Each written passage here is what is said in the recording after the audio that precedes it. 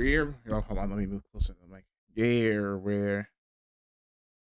we're back with more and maybe even the last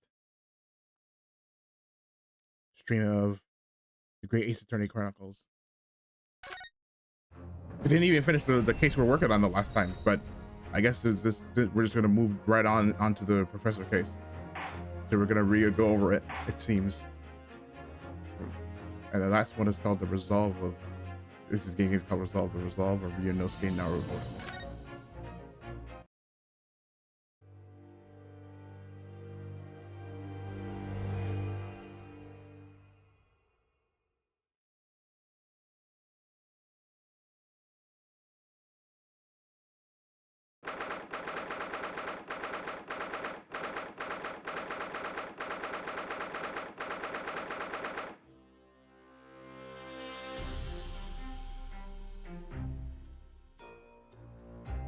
Hmm.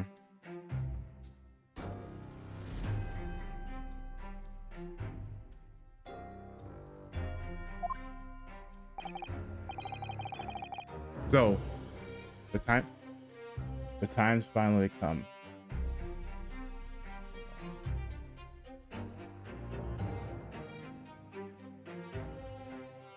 So the times, yeah.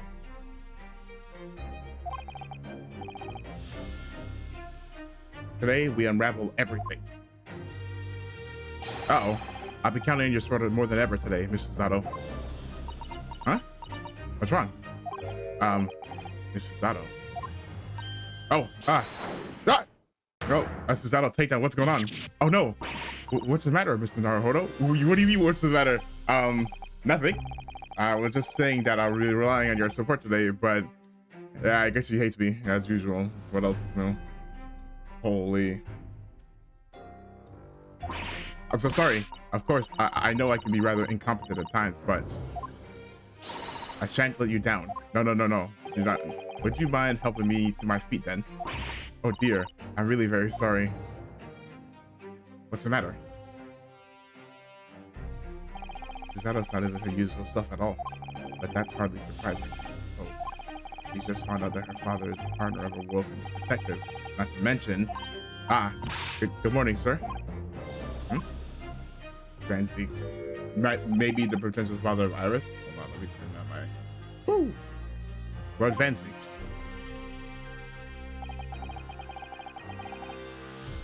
Thank you for all your efforts yesterday. What? Did I hear that correctly? What? Oh, no, nothing. Just, I hope we can clear things up today.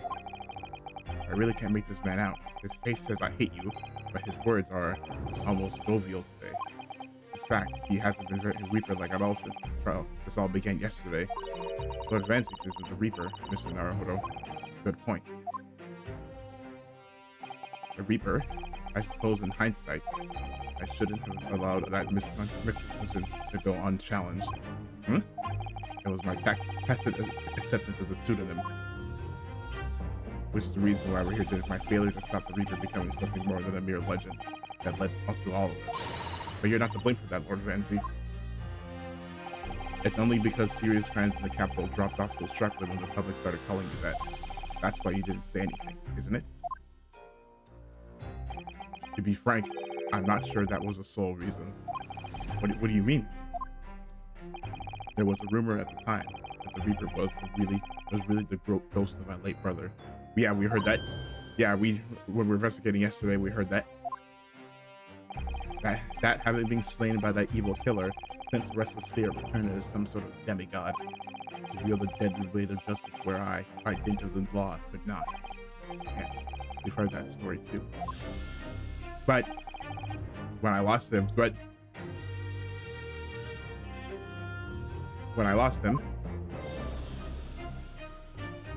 yeah, that picture is of Flint. I felt as though I had lost my guiding light. I didn't know where to go or what to do. So, in some small way, I wondered if perhaps it would make me feel his absence a little less keenly. Aw. A man who misses his brother. Even if I knew it was just an illusion, just some nonsense conjured by an over-imaginative public. He was obviously extremely important to you. Or Clint Van Six. Well, what's important now is uncovering the truth. That's all that matters. I know you didn't take anyone's life. Hmm? And I intend to prove that beyond a shadow of a doubt in court today. I never thought I'd say this, but I can see it in your eyes. That burning desire to cut through all the lies and deception. I can't deny any longer. You are a lawyer of absolute integrity. Thank you. Holy, the highest praise. Now tell me, why do I detect the scent of expensive tea leaves in the air? Hmm? Oh, Iris. Oh, Iris. When did you get here? Oh. I brought you one of my special blends. Hurley loves it. He says this helps him to clear his head. I thank you. Oh, hee hee. That's surely the first and last time I'll ever see a sight like this. You seem different today, Iris. Oh?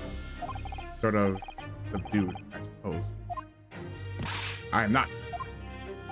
What happened yesterday is obviously still playing on her mind a lot. He's clearly very troubled about having stolen that autopsy report from Dr. Site's laboratory. Alright then. Good luck to you both. I have to make a move now. Oh? You're not staying. Well, she can't really watch. I thought you'd want to watch today's proceedings. Can't. Well, I'd like to cheer you on, obviously. But I've got lots to get ready. Get ready? For what? Oh, yes. Would you take this? Isn't that one of the little felt dolls that usually dangle around from your knapsack? Yes. It's a lucky charm. A little Hurley that I made once. A Hurley? It looks more like a Harley to me. If for some reason you completely run out of options for the trial today, then just pull this little Hurley's ears, and hard as you possibly can. What? Pull his ears? That's right. It's a way to bring good luck. I think you might need it. Uh-oh, a fail. You think what we'll need is luck. I just sneaked a peek inside the courtroom, and it seems very different to normal. Yes, it would seem that a certain someone has decided to pull out all the stops. What does that mean? Uh-oh. What about Mr. Sholmes, Aris? I don't know. He was all out all night and he hadn't come home by the time I left this morning. Oh, I see. Is Professor Mikotoba out all night too, do you think? Mrs. Zato? Yes, it would seem so. I telegrammed the hotel this morning. And apparently they didn't come back to their rooms last night at all. Hey! Father and Judge Jigoku, I mean. What? Judge Jigoku too? That's right. Nobody appears to have seen either of them since yesterday. Counsel to defense and the defendant. Court is about to be in session. Please make your way inside the courtroom at once. Uh-oh. Good luck then, Bruno. Good luck, Susie. Yes. Thanks, Iris. And you, Mr. Reaper, I hope it goes well. Once again, I thank you for the delicious tea. It was very soothing. Oh, I'm so glad. We must go inside now, Lord Van Zix.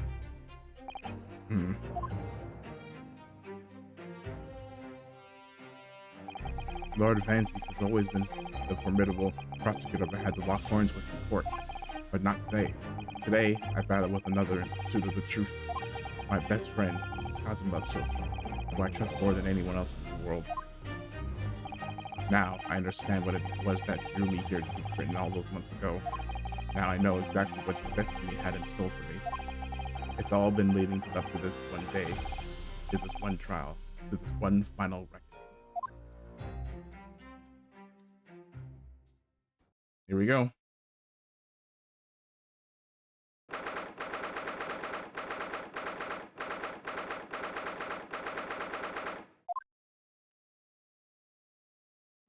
It's silent. Oh, what? Where's the judge?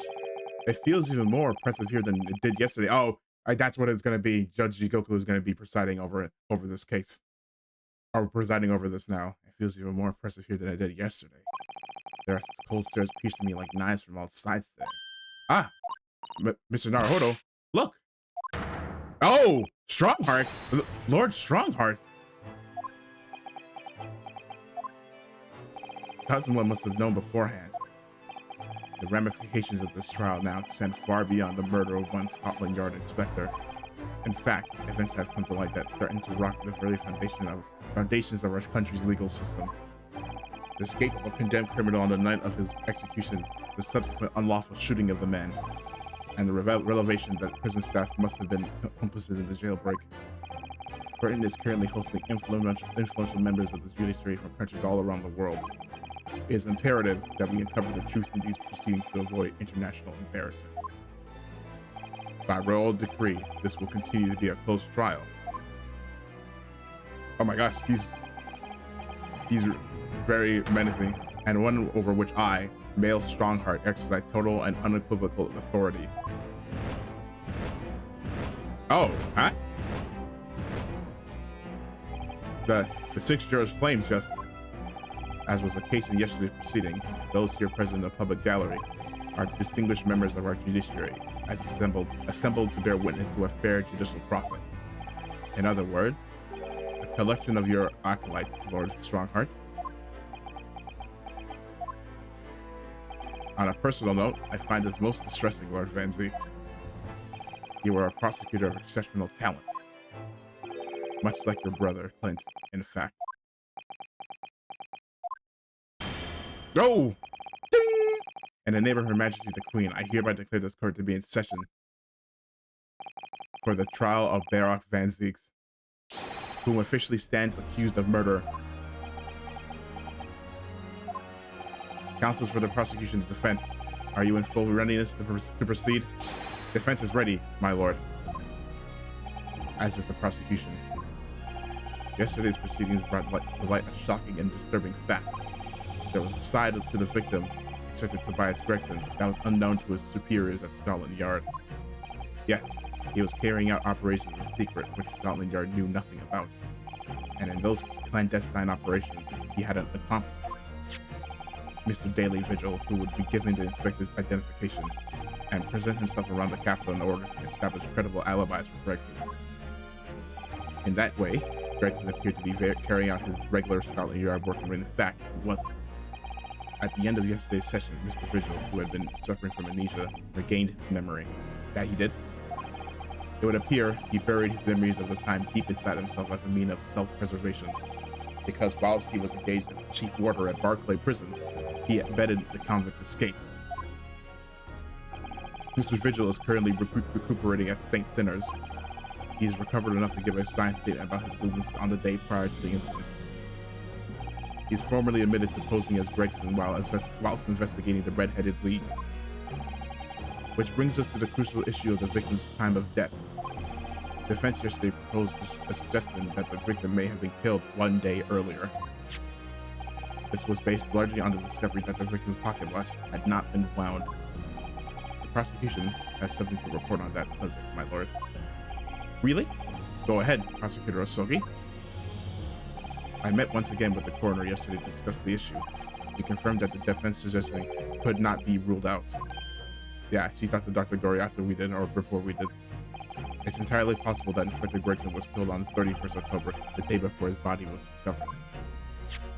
I have here an updated autopsy report that includes the amended details, but the official opinion of the investigation team was made clear yesterday, that the time of death was 5 p.m. on the 1st of November.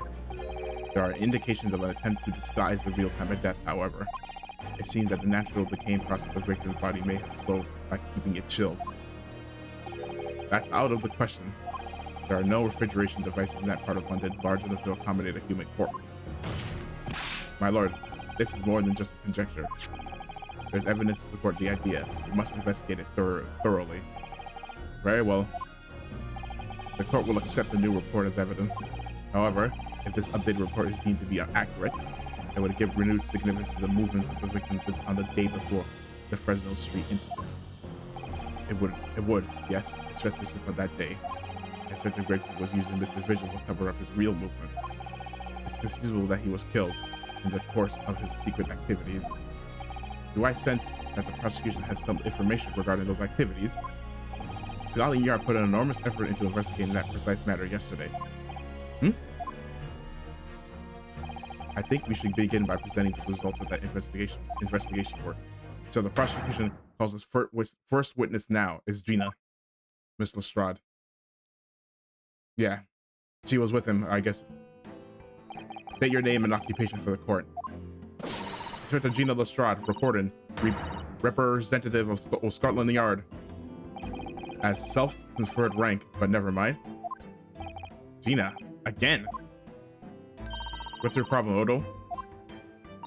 What's with that Gina again look, eh? Ah! The boss meant the world to me.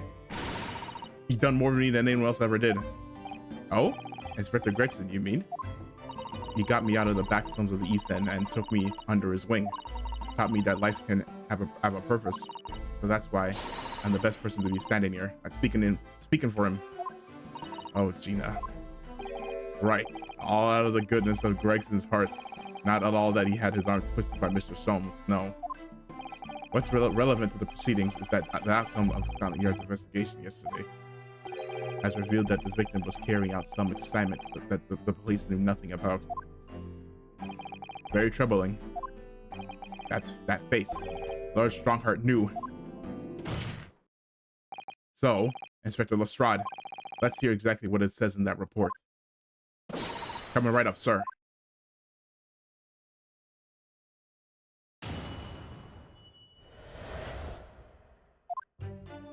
All Yard detectives are supposed to follow orders and investigate what they're told.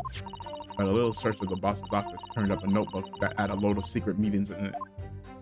According to that, the boss was looking into some smuggled goods dealing that day. Looks like it was a big job at all, but the coppers weren't onto it yet. What matters most is there's witnesses who saw the Reaper at that place too. Smuggled goods? I don't know, do I? I just tell you what was written in the book. Tobacco, tea, spices, medicines, goods of all sorts flow into London by legal channels from across the globe. It's well known that they're disposed of at regular black markets that take place in the capital. But the police are rarely able to locate them in time. So Inspector Gregson was investigating one of those black markets. It's been suggested that high-ranking government officials may be involved in black market activity. No doubt Gregson was trying to avoid details of investigations being linked to the involved parties. That would explain why he was operating on his own authority without the Yard's knowledge. And do we know where the dealings were taking place at this time? In a particular room of a certain exclusive London's Gentleman Club. Oh, the Red-Headed League, and on the day in question, the accused is known to have been there. That's the conclusion of the Scotland Yard's investigation into the matter. That can't be. We haven't heard anything about any of this. Members of the club have testified to it. There's no question. The accused, Baroque Van Zieks, was present. That would be very significant testimony then. Oh my, but Lord Van Zieks had made no mention of this at all. We didn't ask him, to be honest. In short, Lord Van Zieks had ample opportunity to murder the victim. Very well then, counsel for the defense. Begin your cross-examination. Okay. She's doing the standing man emoji. All Yard detectives supposed to follow orders and investigate what they're told. A little search of the boss's office turned up a notebook that had a load of secret meetings in it. Hold on. Let's see about that. So you went through Inspector Gregson's things? Yep. I was part of the independent Lestrade investigation. I'm sure your superiors would be delighted that you're taking the initiative. So I stuck into his office when no one else was about. Because if anyone at the Yard had seen me going in there, they have it tough me straight out of onto the street. This is sounding less and less like an investigation and more like something else. The prosecution understands that it was this very detective who discovered the notebook. You got that right? Nothing gets past Inspector Lestrade, and there's her trusty assistant, Chief Inspector Toby. We found it in one of the desks that had a false bottom. That's impressive. So then I went to hide myself where no one could find me, so I could have a butcher's like what was written in it. Because everyone the Yard found me out, they'd have me turf me straight out onto the street. I've given it in now, though, ain't I? And it weren't for me, it would never have been found.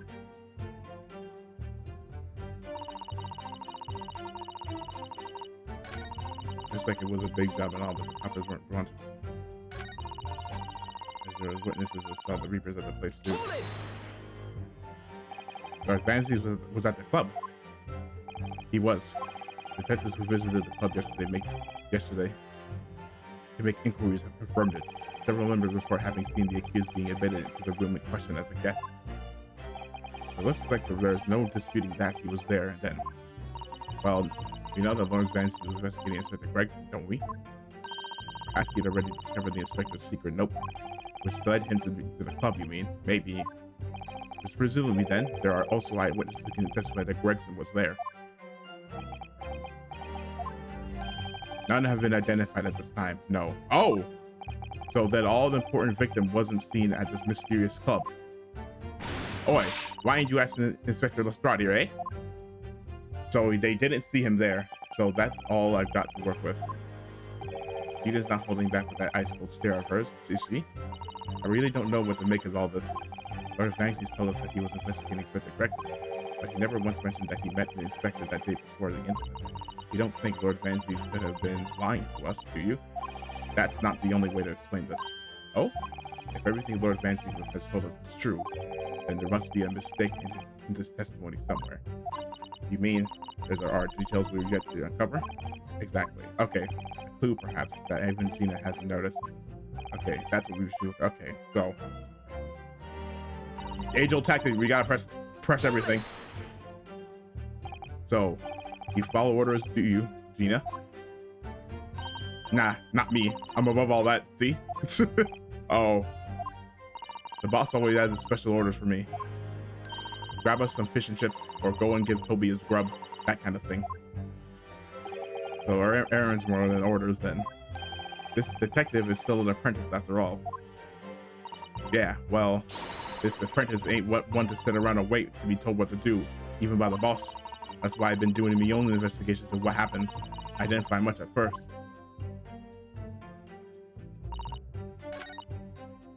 Hold it! Yeah, smuggled dealing. Do you have any idea where these dealings were taking place? Yep. It was all in the boss's notes. Let's see if I can remember. As I already said, the illegal dealings were due to take place at the Gentleman's Club. Yes, I remember, but I was hoping to find out the name of the club. That won't be necessary. What? It's conceivable that the club might be used again by the smugglers in the future. Therefore, the prosecution has been asked not to reveal the name in these proceedings. I don't know what all the fuss is about. It's right here. All I've got to do is read it out. Alright, and I could too. I've got this reading game buttoned up now. Can't I show you what I can do? Go on, what's the arm? The judge hasn't signaled his objection yet. I could try to find out. What should I do? Yeah, no, you can like tell us. I mean, no, we need info, so yeah, tell us, bro. Tell us, sister. This is a closed court. The proceedings are confidential. There shouldn't be any possibility of the information being leaked. As I explained, there is some possibility of politicians being involved in this affair. The prosecution rightfully exercises caution, I imagine. No, my lord. The prosecution has no objection. Kazuha. Wait, there's no question that Inspector Gregson was looking into these black market dealings. However, it's not yet been established that he was on that particular trail on the day in question. If the defense requires to not know the club's name, the prosecution has no intention of being obstructive. Right then. I get to show off the reading skills. Apparently, the smuggler's good deal was going to happen at a gentleman's club called the Grouse. The Grouse. Hold it! Grouse. The Grouse. What sort of club is that? Hey, I ain't got the foggiest. Clubs ain't exactly my thing, but I am kind of curious. They're not places where foreign students like you would be readily admitted. Have you looked in the mirror recently? I tell you what, me and Chief Inspector Toby could go in undercover. Could you, though? I could pick out a few good marks and see what else I could find out while I was in there. I really don't think you should go picking out anything. Anyway, that's where these black market deals are going to take place, is it? Yeah, it's gotta be. That's what the lower ranked detectives at the yard reckon. It says the even lower ranking detective. So why is that important? The grouse. Have we never? I don't remember hearing that name.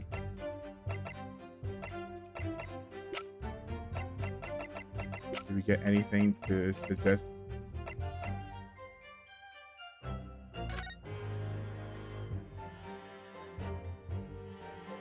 If it one of his Port of Dunkirk. Yeah, Pastor Tobias Gregson.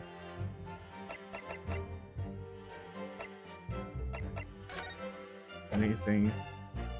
This suggested the room. Yeah, let's go over this again. Have you seen this huge gash across the side of the trunk here?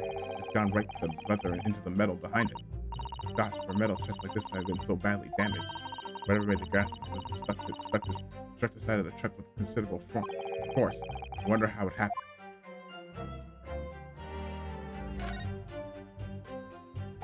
Let's have a look inside. Because they do that sometimes, where they add some stuff you don't when you investigate. It's like the passport. Yeah, look, there's something inside. Oh, let's see. It appears to be a passport. Yeah, authorized to travel overseas. The Inspector Griggs is about to go on a trip abroad. Then, perhaps the date of departure might tell us something. That was. Oh, what is it? It was traveled for on the 31st, just one day before the incident. What? Really? Gregson went to France the day before his body was discovered. And then looks at this dark stain here. Do you think? Yes, I'm afraid so. I think it's blood. Ugh, I knew you were gonna say that. So that presumably means that this was present at the scene when Inspector Gregson was killed. That's the most logical conclusion, yes. I think Gina's been carrying this around with her. If you didn't know any better, I suppose it does look like a grave safe with all the fish and chips.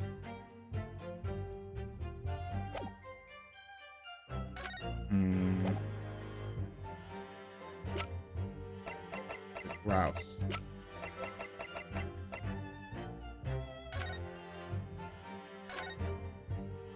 There are details of a whole raft of cases dating back years in here, aren't there? The paper from 10 years ago is browning with age. Look, out of interest, the most recent thing appears to be this newspaper cutting here. Oh, it's the same red-headed league advertisement that Mr. Soames had picked out. Do you remember? There was a red-haired piece at the scene too. Inspector Gregson, an exponent of the red-headed league, then?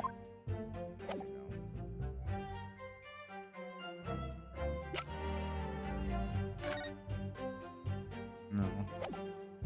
Has to wind up.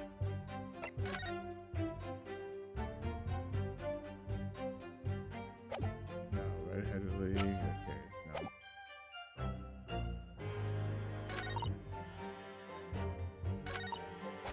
Hold it! Let's press. I don't think we pressed this. Oh, no, we did. No, I did press it.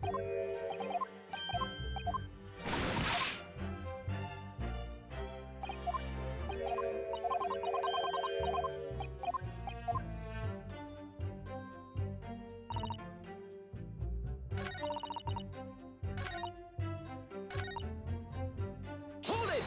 Press this. So how had Inspector Grayson come up to find out about it in that case? That's the question, ain't it? But I just an apprentice, so why didn't he inform Scotland Yard of his findings? Again, yeah, that's what I was asking myself, because, you know, I'm just an apprentice. When it suits you, yes. Anyway, the point is, something went on at that club, no question. You can't say that for certain, though, surely. Okay.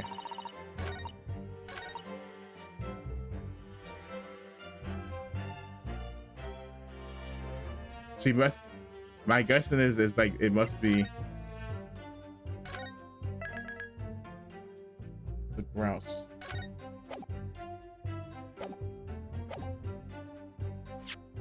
What is?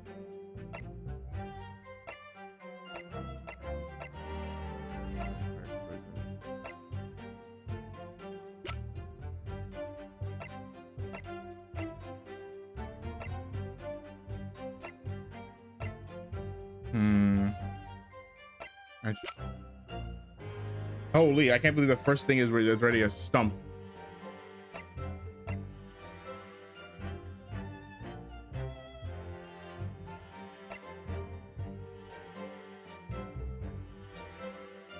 Grouse. And I pressed it and it didn't. Hold it. Grouse. What sort of club is that?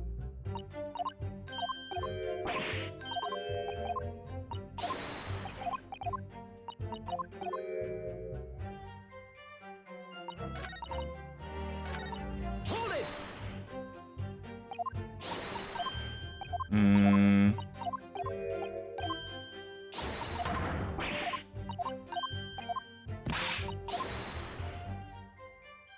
Okay. Apparently, the smuggled goods deal was going to happen at a gentleman's club called the Grouse. So, do I have something to?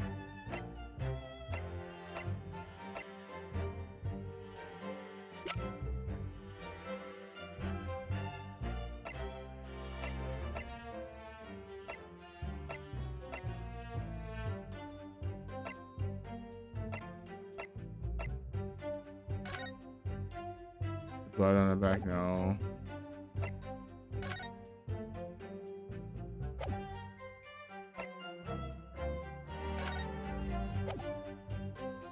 Like a receipt or something.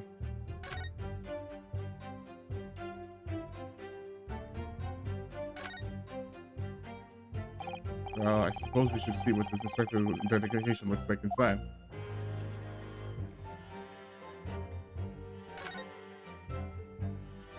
This is Scotland Yard insignia looks genuine to me, and the department identification and number of details are all correct as well. There's no doubt that's really Inspector Greg's identification.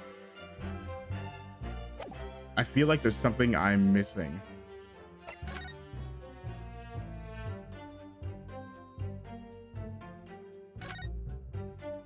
What a charming little rabbit version of Mr. Sholmes.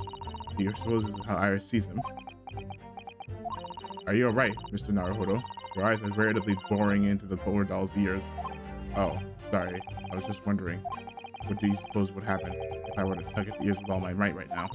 I'm sure that we'll find out when the time is right. To become a proper gentleman, you really must learn stoic patience. But I want to know. Okay.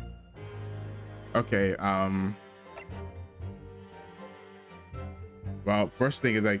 Objection. Nope. No. No.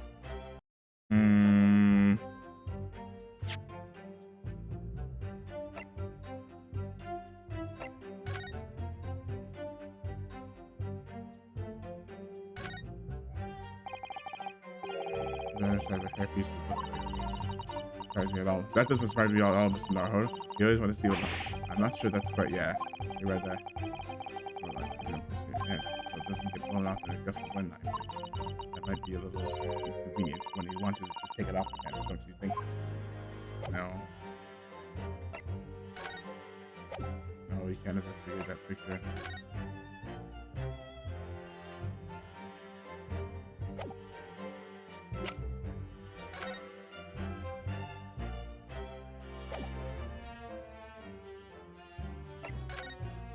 Yeah, let me go over my things and then see.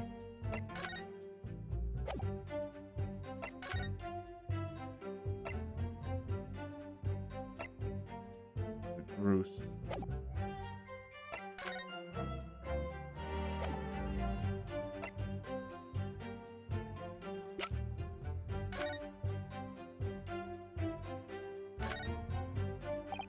Last one of the fence really is badly cracked, but what a shame when the inspector clearly looked after it so carefully. Imagine Mr. Stone's yeah. Read this last time. I remember he's a great detective. Naruhodo, not at all job, man.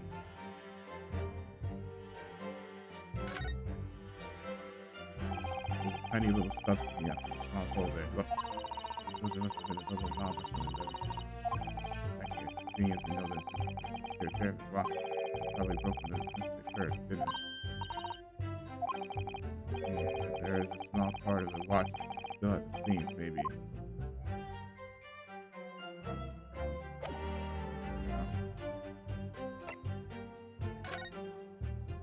looked at this. No.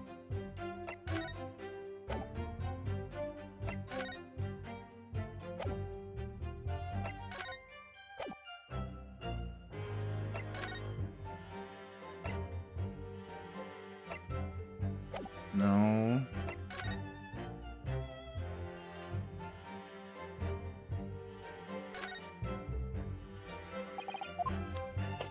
Yeah.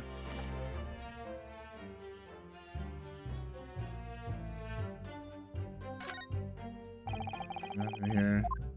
No, it's not. I don't think it's that either.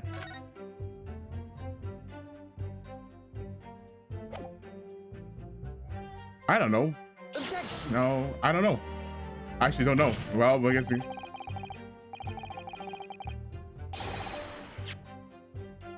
Oh, maybe it's just... Okay, maybe it's not that sentence, but maybe it's we supposed to show the passport that he wasn't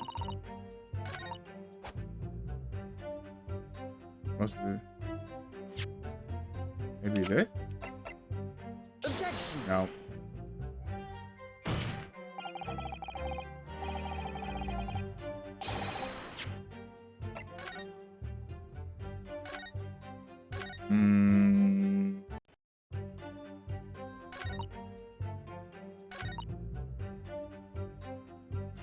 I pressed it and it said the Bruce.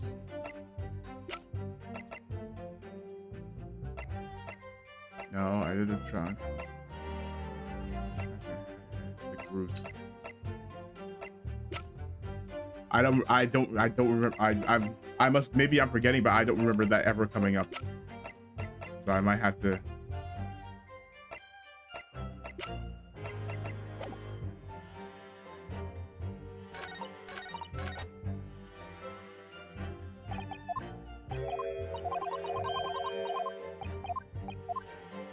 Okay, did I really press everything?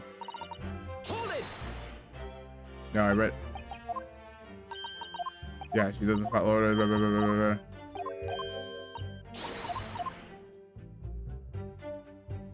Hold it.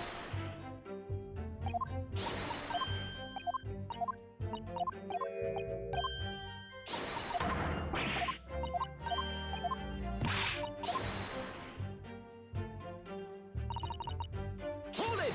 This was no deal. Hold on, let me see. Bruce, what sort of club is that?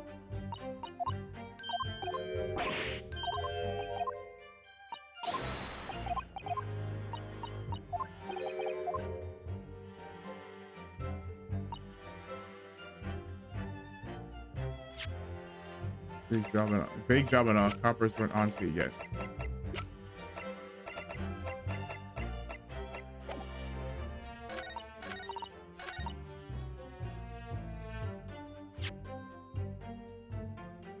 Gentlemen's club called the Groose. The Groose. The Groose. The Gross. The Gross.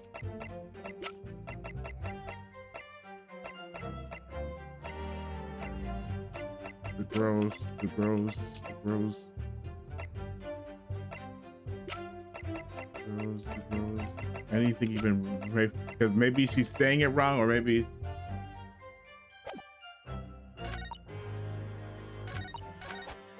Oh.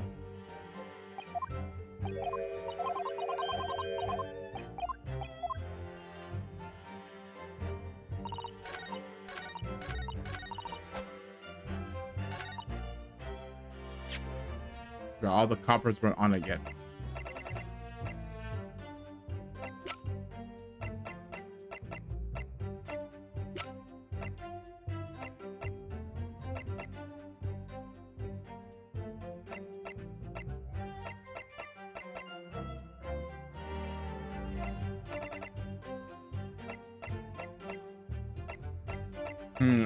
I don't know what, I don't know. I really don't know.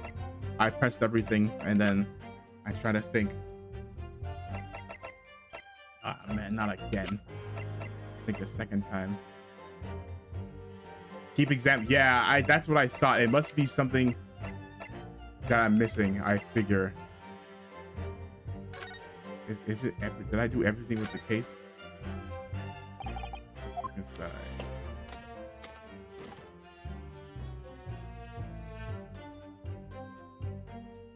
Did that. Didn't do this. Do you see that? This is like inside the trunk here. It's glinting. It looks like a fragment of metal, some sort. It's wedged so tightly I can't remove it. But don't cut yourself. You better leave it there, I think.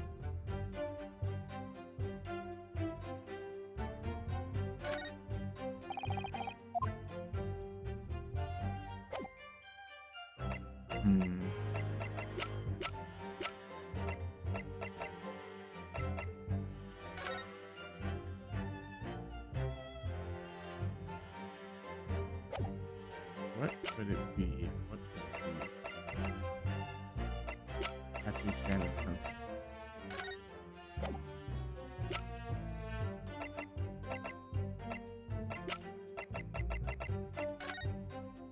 I haven't done anything with this.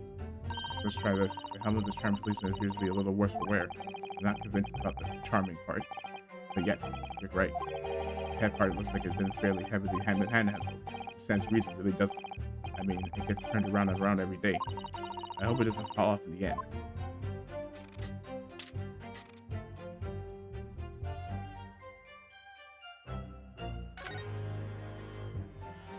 So this is the little key used to wind the inspector's pocket.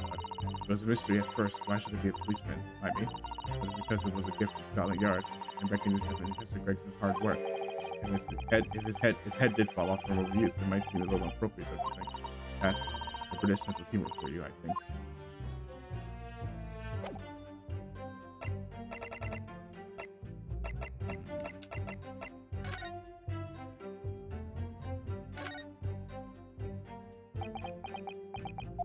Have you had an idea, Mr. Naruhodo? You're staring at the end of the string of fireworks. Sorry, it's just that it's the Venus special. I'm wondering what the 600 pence worth of fireworks do sound like.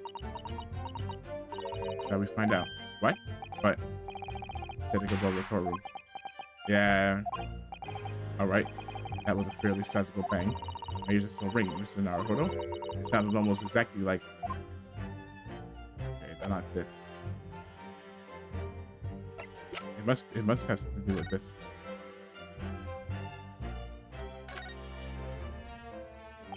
Well, this is where the little policeman thinking his pretty goes into wind up the watch. Writing down every single day for 10 years without fail. Yes, it was obviously a thing of great importance to the inspector, or a reminder of the past, lest he forget.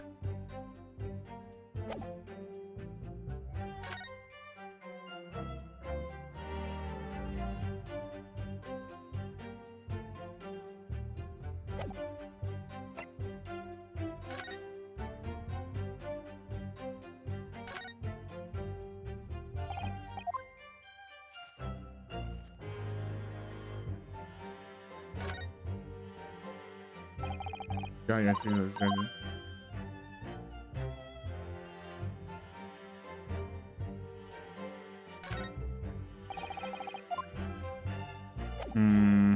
Okay. Not that. Oh, brother.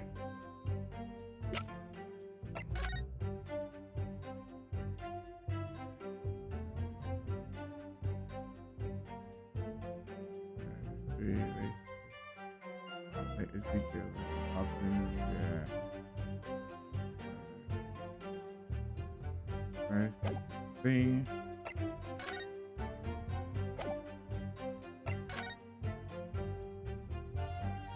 What's this? Oh. This is some sort of seamstress. SS Bruce. Oh, okay. Holy.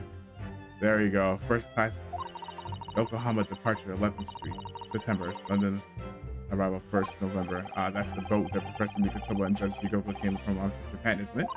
Yes, I think it's called Dunkirk on the north coast of France for a night before finally arriving in Dover. I think it's been almost a year since we arrived in Dover on SS Buria. It seems a shame not to keep your ticket as a memento of your trip, don't you think? Yes, I agree. I have mine safely in my diary. And I keep mine in my wallet, so I have it with me at all times. Oh, well, how strange. Where could it have gone? Oh, bro, are you like this on purpose, Mr. Naruhodo? Did I imagine it, or was that comment accompanied by a little sigh? Okay, there you go. Thank you for the advice.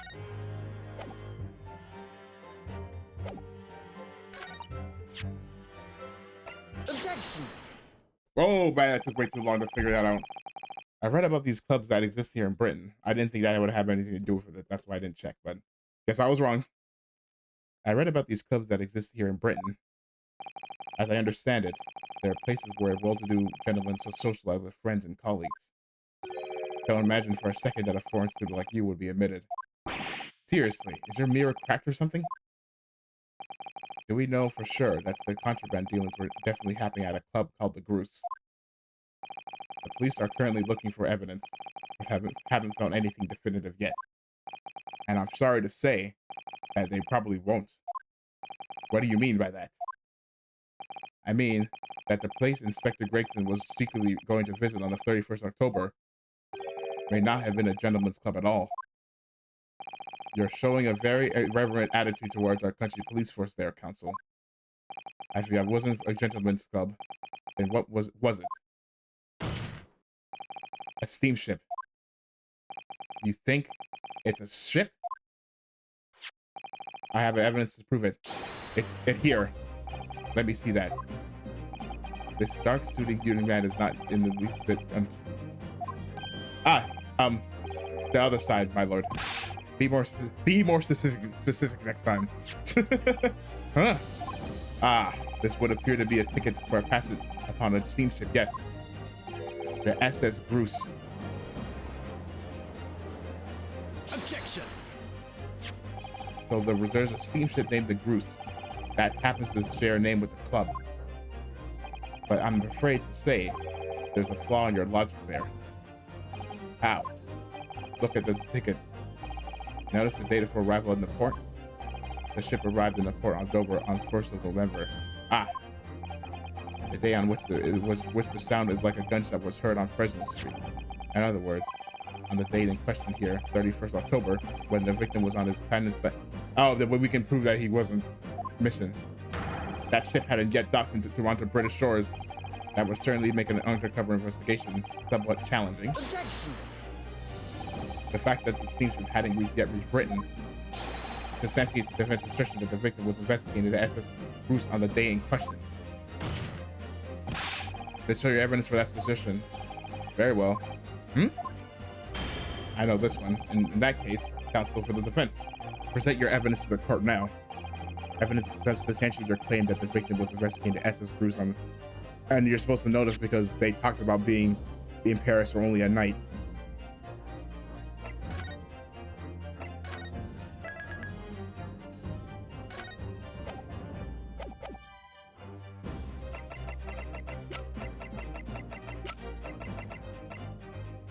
Take that! What's this? A passport for travel issued to the victim. Dated 31st October. What are you suggesting? I'm suggesting that just one day before the inspector's body was discovered, there's a distinct possibility he wasn't even in the country. Duh! Is Hasbro kind of floating? Order! Order! This document is for France. It doesn't appear to have been officially authorized. The day before the SS Bruce arrived at Dover, it was in France. It docked on the northern coast of France for a night. According to my father, who was on board, at the port of Dunkirk, France. What could possibly have taken the victim there? I'm impressed, Ryunosuke Naruhodo. I certainly didn't expect you to get your hands on that passport. What? You mean you knew about it? The prosecution's strategy for this trial has been laid down by the Crown Prosecution Office. On the day before the incident, the victim was investigating contraband dealings at a London club. That's the outcome of Scotland Yard's investigations, and the line the prosecution has been asked to follow. Oh, okay, so basically he's saying he knew, but they told him, hey, you can't do that. But personally, I don't agree. I think the prosecution's office is trying to hide something. What? So basically say, yep, my hands are tied. And now that you've expertly disproven their assertion, I tend to reveal what I believe that something to be.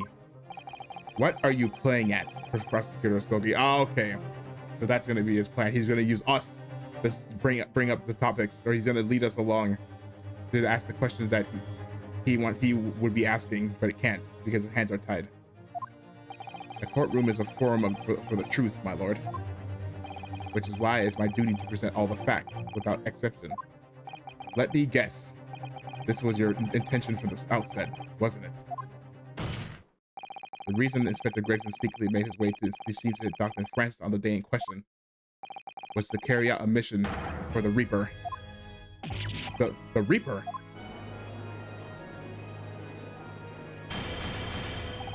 Order. What on earth are you saying, counsel? The prosecution made an assertion in court yesterday.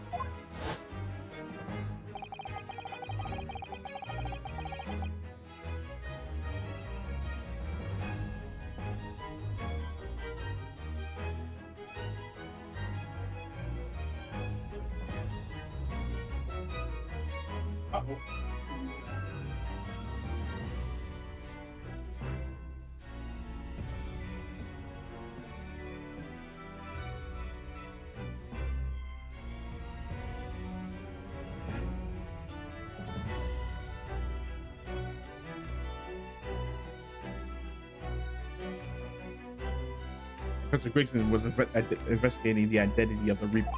When he discovered the location of the man's secret hideout, he was killed. That's what he said yesterday. As I'm sure everyone can imagine, by the Reaper's hand. But in reality, the truth is the opposite of that. What? Inspector Gregson wasn't investigating the Reaper at all. He was in fact acting for the Reaper. So, you're saying the mission he was undertaking was obviously an assassination. Oh, so he doesn't think. So he thinks that he was the assassin, but we are led to believe that Gregson was just the marksman. Well, the marker. I don't know what you call it. The person who marked the targets for assassination. Barak Van Zieks never carried out any of the actual killings. Whenever the Reaper's victims lost their lives, he always had a cast iron alibi, which tells us, yeah, he must have had an accomplice. I do claim that was Inspector Gregson. What the hell are you think you're saying, eh?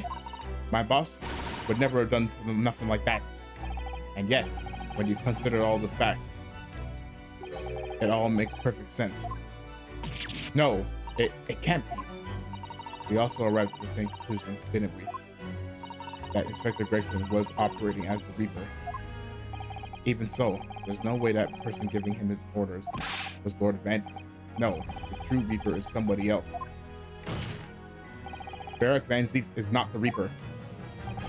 A predictable response for someone who's advocating for the man. And even if it's true that Gregson was operating as an agent of the Reaper, suggesting that he went abroad to SS Groups on the assassination mission doesn't follow at all. Oh? You have solid reason for doubting the assertion, do you, counsel? Absolutely. It's very simple.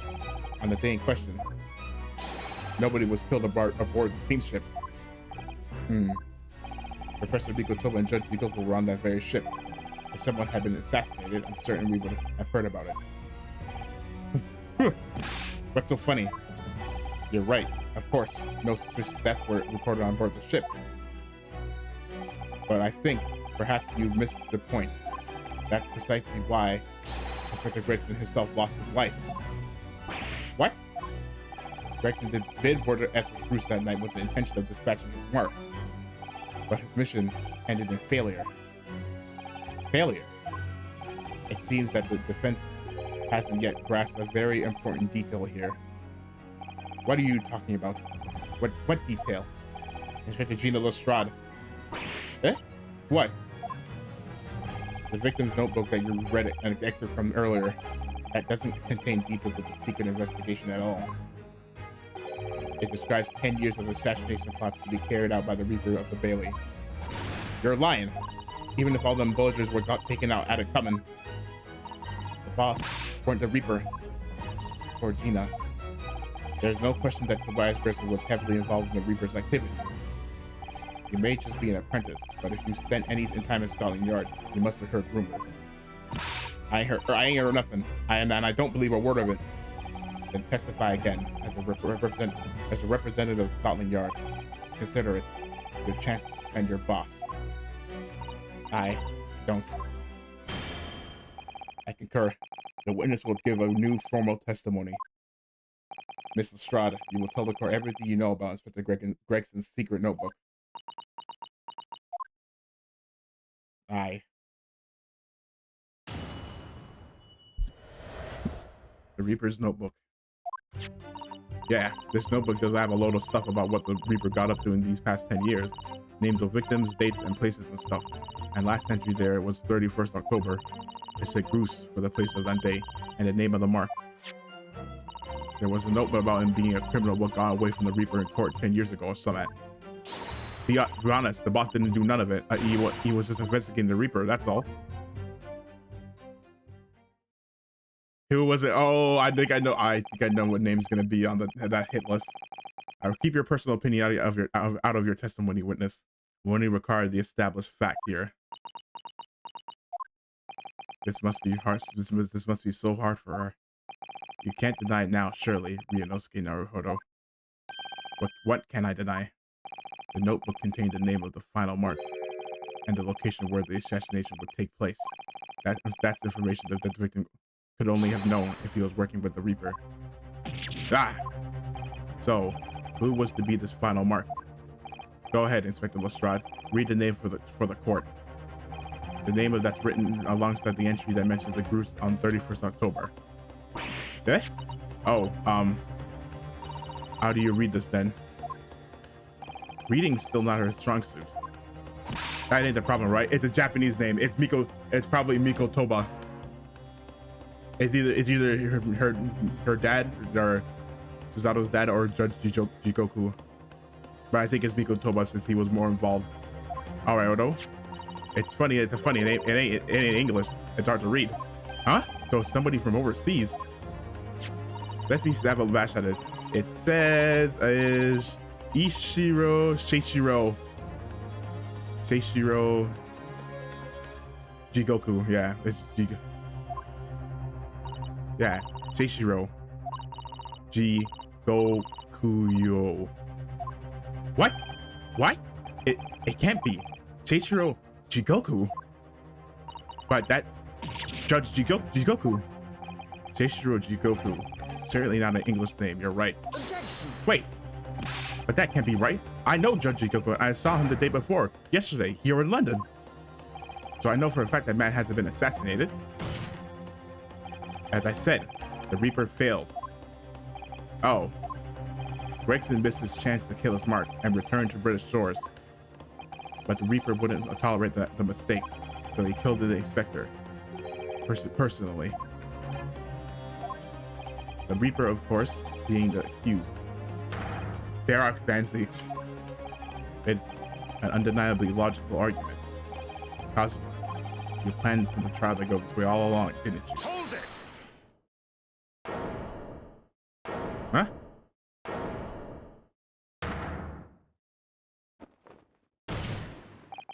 Pray forgive the discourtesy of filling my hollow chalice whilst I stand accused of murder. Huh? Lord Fancies. The accused has no right to speak uninvited in court. You will return to the dock. I say nothing of whether or not I'm the Reaper. That's the task of the court to decide. But there is one thing I can say unequivocally. That girl is no detective. Eh? What? Nah, that's right. I ain't. I'm an inspector. Repeating rumors heard around the yard. Reading entries from a notebook of unconfirmed origin. That's not testimony. It's practically a script. No doubt the rest of the trial will go exactly as you clearly planned. Your hatred for me is understandable. In your mind, I'm sure, I am the Reaper. You sent your father to the gallows all those years ago. But you're in a danger of becoming a far more sinister Reaper yourself by attempting to have me condemned with this feeble excuse for testimony. What did you say? Mr. Naruhodo, this is our chance. My lord, the defense requests that the defendant be allowed to speak. He may be privy to important information relating to the testimony just given by the witness.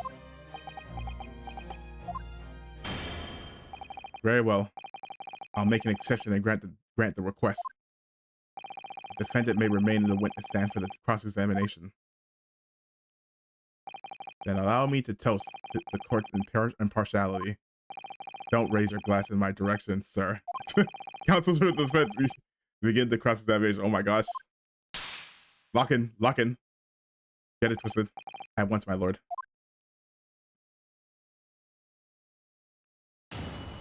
Yes, my lord. I will lock in. Yeah, this notebook does have a load of stuff about what the Reaper got up to in the past 10 years. Names of victims, dates, and places and stuff. And last issue was let's press this. Names of victims, dates, places, and stuff? What in particular? Well, besides the victim's name, this other name kept cropping up. What other name was that? It's the one I told you yesterday. The same name, written over and over again. You mean assassin? Yeah, that's the one. She's a friend of yours or something, isn't she? Were you even listening yesterday? Assassin. The assassin. What? Like, a killer, you mean? Gregson was the tactician, the one who came up with the plan of attack. He investigated the marks thoroughly, finding out when they would be vulnerable and who to use to get at them. But the person actually executing his plan was someone else, you're saying. If that's the true, then the Reaper does indeed start to sound like an organized group of vigilantes. Ah, and perhaps what's said on the paper document. Permission for the applicant and one additional person to travel. Could that additional person have been clearly the assassin, who was meant to take Seishiro's Jigoku's life? Pina, can you confirm that against the final entry that listed Grouse and Seishiro Jigoku? What name was written? Oh, well, that's the only entry that didn't have a name next to it, as it happens. What? It just added like a question mark or something like that, I think. In other words, Gregson himself didn't know the identity of the assassin in that case. But Gregson was the one making the plans, was he not? Oh, how infuriating. A nameless assassin.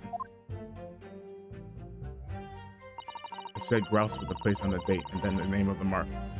Hold it! And you're saying that the mark listed was Seishiro Jigoku? That's what I said. That's what it said. Funny name if you ask me.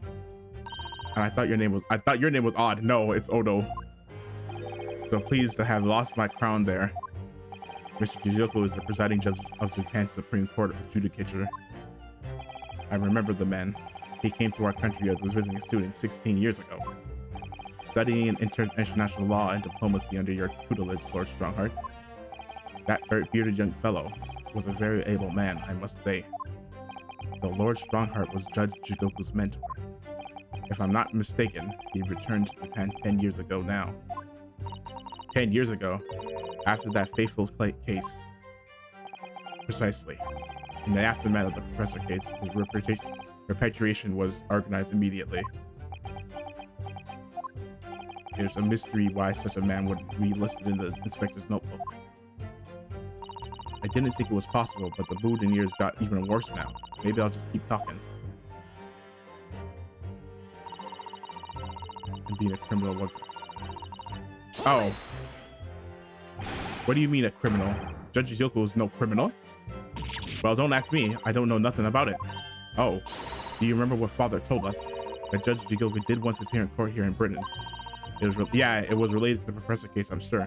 Yes, of course. You're right. It was for his statements against the... Bishop was trying to mitigate Genshin's guilt, so he took the stand to testify. But he got a little carried away and actually managed to break the witness stand. He also said some contemptuous word about the British Empire, for which he was charged.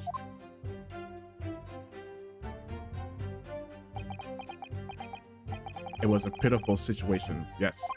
I had forgotten all about it, but I prosecuted that trial too, as it happens. You did? It was considered to be adjunct to the professor case, professor proceedings, you see, but he was acquitted after being told to make reparation for the damage caused to the stand. And there you have it. Have what? Surely the accused hasn't forgotten his own rule. That there's no saving anyone who faces the Reaper in court, guilty or innocent alike. What? No! Are you suggesting that the reason Judge Jekyll was targeted for assassin was because of the thing? The man was sent back to Japan immediately after that trial. The Reaper had no time to do his work. But 10 years later, the mark returns to Britain or once more. Perhaps now you start to see just how vindictive the Reaper is. Come on, that's absurd. To take someone's life for that? Isn't that whole premise of the Reaper absurd? Killing those who have been found innocent? Clearly, the rules by which the man operates are beyond a sane person's comprehension. But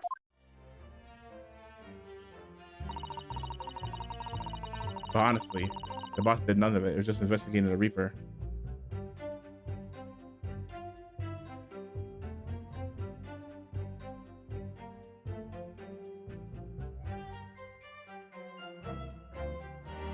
Hold on.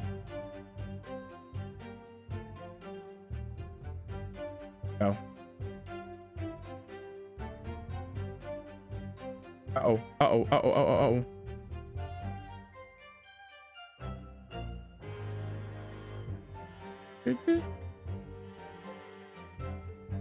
Oh yeah. But honestly, so you have complete faith that the Inspector Gregson is innocent in all of this? Of course I do. I mean, I owe him. Oh, I owe him that, don't I? Because he's the only one that one had faith in me. Gina. The boss promised me he did. He promised me that even though I was just a diver, he could turn me into a top-notch detective. And a cove with a good heart like that ain't gonna go and rob people of their futures, is he? Every single person killed by the Reaper was a criminal of the first order. Lowlifes like that have no compunction about robbing hundreds of others of their futures. Eh? Their ludicrous acquittals in court give them the freedom to make hundreds more suffer. I don't. So what? You justified your actions because you were protecting innocent people's futures? I'm not suggesting that the Reaper's methods are justified at all, but a life isn't black and white. That's all I'm saying. So that's what we have to work with. It may help us if Lord Fancy is in the stand too. Yes, so we gotta know something she has.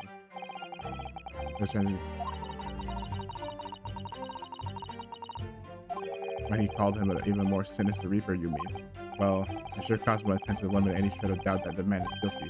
He's looking for revenge against the person he considers to be his father's killer, after all. I do worry that if we fail to find a discrepancy in this testimony somewhere, the trial may end, and adjudication will go in our favor. Let's listen carefully again to what everybody is saying. So, can I press this? In other words, it shows that Gregson was basically acting as the Reaper. Not you and all. That ain't the only explanation, is it? He could have been investigating the Reapers in secret. That notebook said what he found. If I may, when originally people began referring to me as the Reaper, I didn't object. I believed the power to intimidate London's criminal classes into compliance with the law to be beneficial.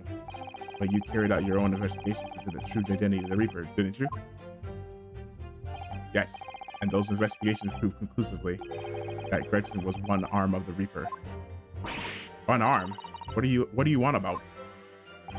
The Reaper's victims were all extremely shrewd criminals at the top of their game.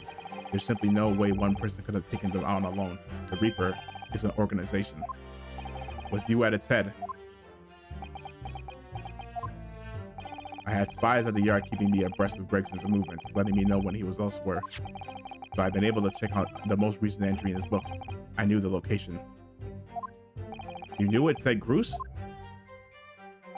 Believing it to be a reference to the Gentleman's Club, I went there on a day in question to investigate, alone. Ah, so that explains why several members of the club claim to have seen you there. But of course, the inspector was not there. because at the time he was making his way to the steamship dock on the northern coast of France, as shown by this passport found in the victim's metal trunk. Very well then, back to your testimony about the contents of this notebook. Fine. Is something wrong, Mr. Naruhodo? You seemed a little shocked by something a moment ago. Oh, no, it's all right.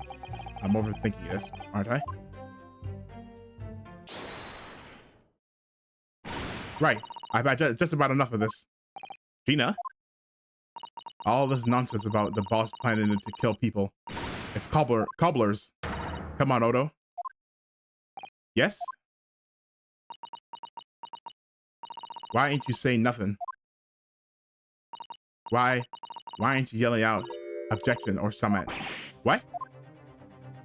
You've got to find a flaw. You do usually. Someone's lying here, no question. You gotta work it out who it is. Please, for the boss.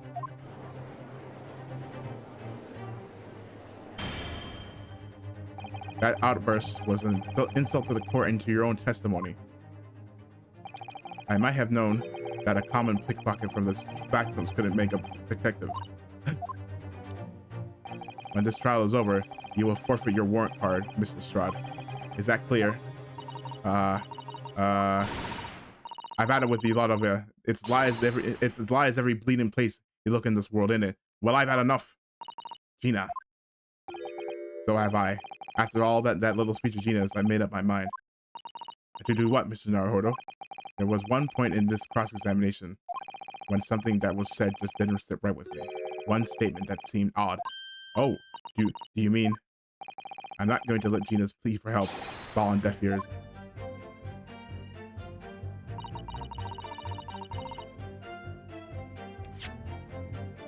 It's when Cosmo said he knew about the thing.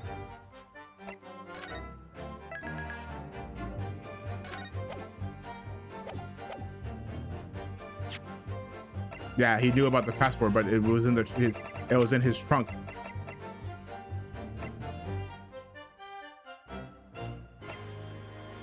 I believe it to be this. What is it? Wait, hold on, let me save.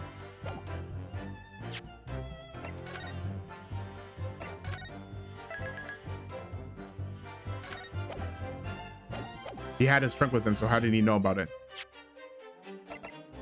And she had this. Objection. Nope, it's not that.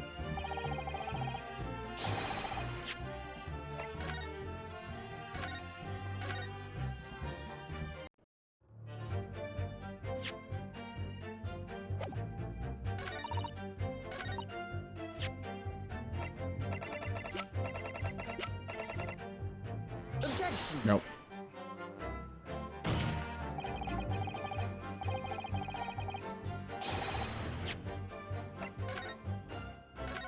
Okay.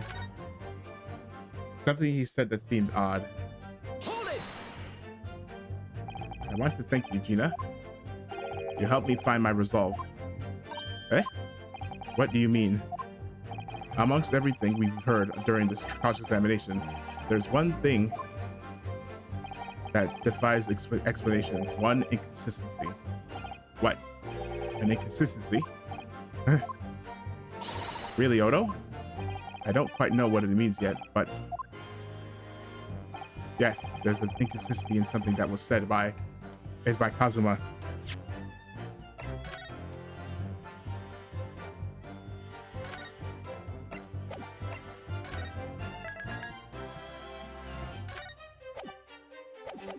It's by him.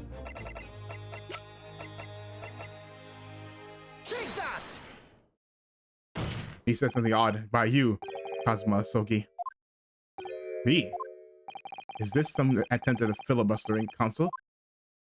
Where Prosecutor Sogi has given no testimony. What are you suggesting? I said that was inconsistent. You let something slip that you shouldn't have. When I presented the irrelevant piece of evidence, I imagine you realize what you've done. Very well then. Go ahead. What evidence reveals that the alleged inconsistency in something Prosecutor Sogi said? It was the passport. Take that. So, my initial impressions were correct. Okay, never mind. It wasn't that.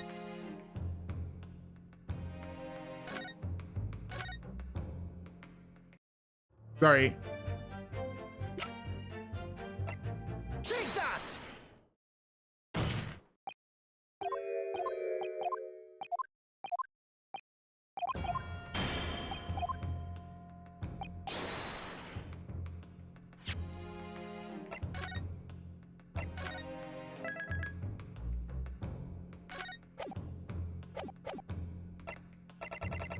Okay, did I do it? I think I did. It's the passport. Take that! Oh, nope. Not. Okay, I must have did that last time.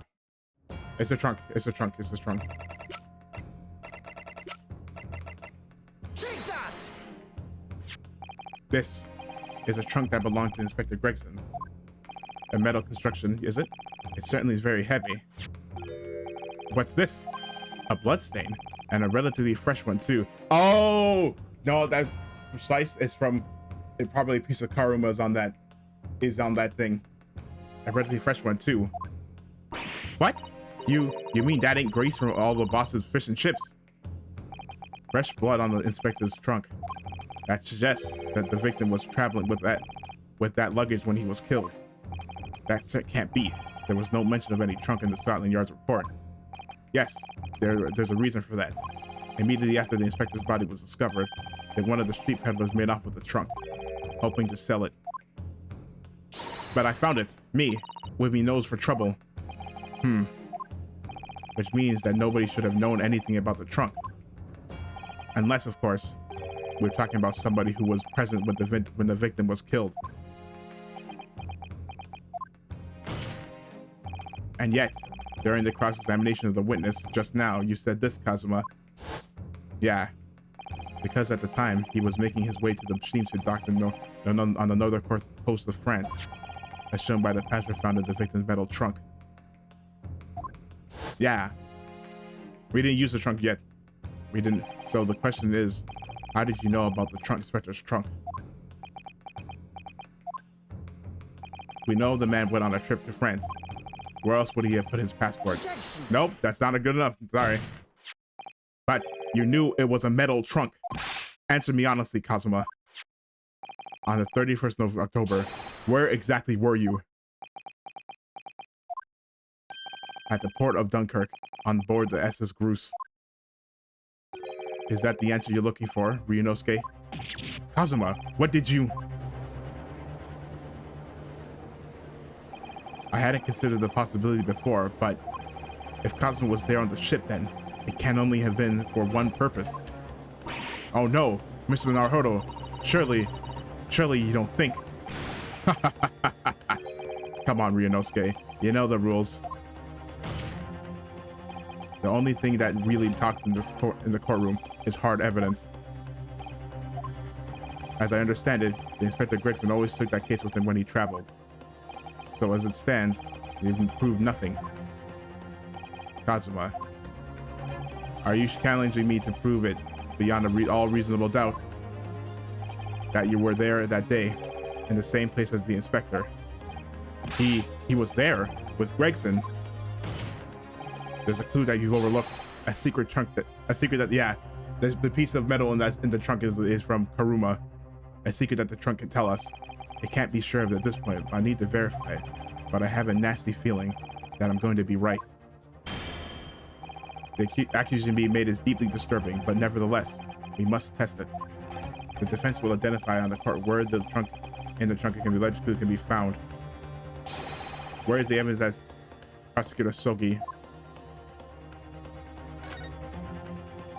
Let's have a look inside. Yeah, if you look at it, it's like a cut.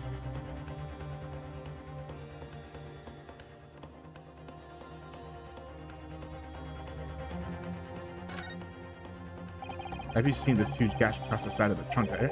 It's gone right through the leather and into the metal behind it. Gosh, for a metal chest like this to have been so badly damaged, whatever made the gash must have been struck the side of the trunk with considerable force. I wonder how it happened.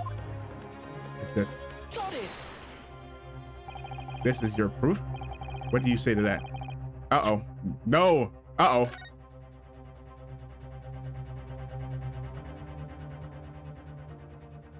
Uh-oh.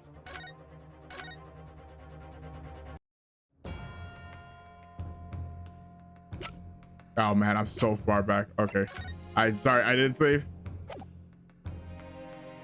Take that!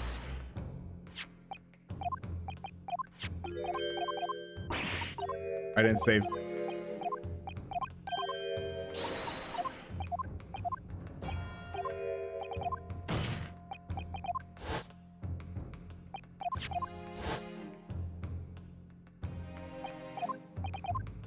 Objection!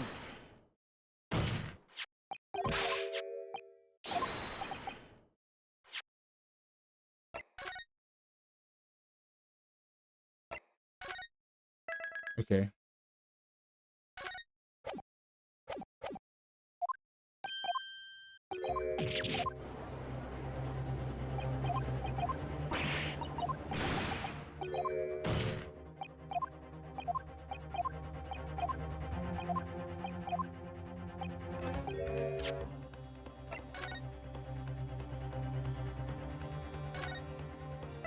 Okay, that's a closer save.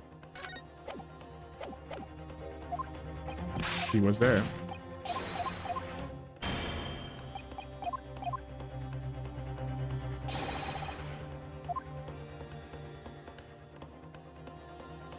Got it! This is your proof? Why do you say that? Okay, now.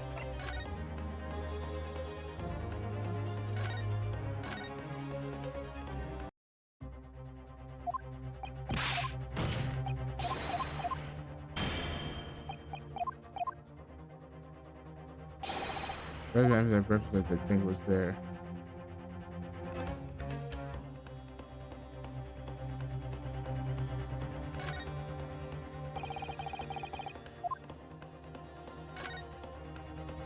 Have you seen this? Yes, man.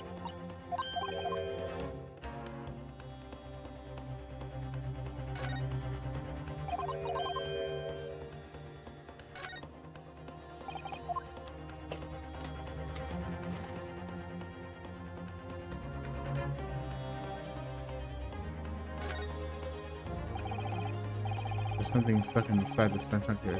It's glinting. Looks like a fragment of metal of some sort. But it's wedged in so tightly I can't remove it. Well, don't hurt yourself. You'd better leave it, I think. I think I might have just... Got it! Yeah, okay, okay, no, I knew what it was. I just...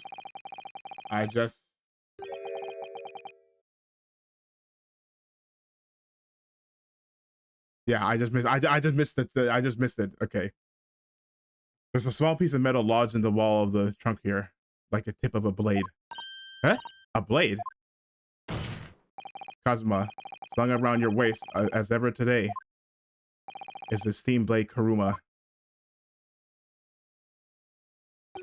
Of course it is. I won't you draw it here in this courtroom for all to see. Exercise caution, my learned friend. That man is the son of London's most notorious killer. Bailiff, watch Prosecutor Sogi like a hawk. That won't be necessary. Chipped. Yep, it's chipped. Oh no! The tip is broken. If the fragment of the metal from the trunk fits together with the end of the sword, the question of who was there with Inspector Gregson will be answered. Agreed, Kazuma Sogi? No, did he kill? Expertly done, Ryunosuke. That's a point to you, and well deserved. Do you mean to tell the court, Prosecutor Sogi? Yes, on 31st October, I accompanied Inspector Gregson to Dunkirk in order to carry out a mission. So the additional person authorized to travel was me. And the mission was the assassination of the Mark. What? What? Uh-oh. You mean you're the killer whose name was omitted from this notebook? You were following the Reaper's orders to dispatch Judge Jigoku. Let me make one thing perfectly clear. I have killed no one. Explain. Oh, so you know what? So what it probably was is that, because if you remember, Lord Strongarm didn't know who he was. So maybe what happened was that this was made in advance. This was made before he gained his memories back. So maybe all Gregson knew was that Van Zeke's apprentice was gonna do the hit. He was well versed in combat. I think they said on the last trial. So it was not the last trial, the trial before the fourth trial, or the third trial, the third case. So he basically, when he remembered it, he knew who he was. So he's like, yeah, I'm not doing that. And then he must have confronted Gregson about it. I accepted the assassination mission, yes, and I accompanied Gregson to Dunkirk, but I never had any intention of carrying out the plan. You were never going to do it. We can believe Kazuma-sama, I'm sure. After all, Judge Jigoku arrived safely in London the following day. On the 31st, I boarded a train for London with Inspector Gregson. We traveled to Dover. From there, we crossed the channel to Dunkirk. Then we boarded the SS Bruce and made for the cabin deck, as indicated in the plan. You went to Judge Jigoku's cabin. Exactly. He wasn't there, although we decided to wait, but you've already told us you had no intention of going through with any of it anyway. I didn't come to Great Britain to take anyone's life, so I left Gregson and disembarked the ship. I spent that night at a boarding house in the town and returned to England the following morning. A boarding house in Dunkirk, and my signature would be in the register book. It would be simple enough to verify. Then, what became of Jigoku? Gregson was no assassin, so the mark was spared. I'm sure it's easy enough to imagine what happened after that. Gregson returned to England as well, having failed to complete the mission. He met with the Reaper in that room on Fresno Street to report the failure, causing the infuriating mastermind to pull the trigger and end his wretched agent's life. That doesn't make any sense. That doesn't make any sense.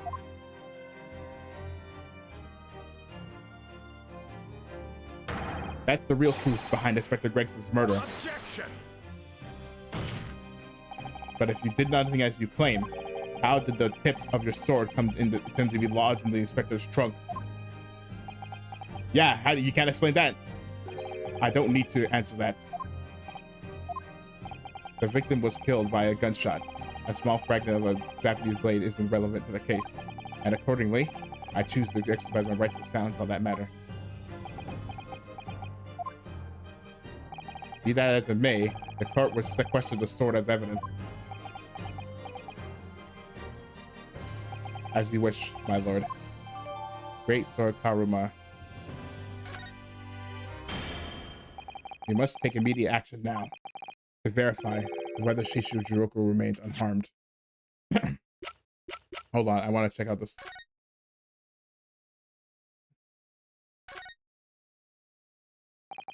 Karuma, the Great Blade. It's just a thing of beauty. I want to gaze on it for hours.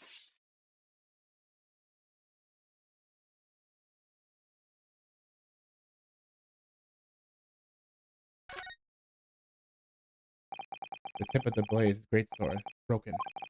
Such a shame. It's been so meticulously cared for over the years. I can almost hear Kuruma's sobs. Kazuma must have really taken a swing for that to happen.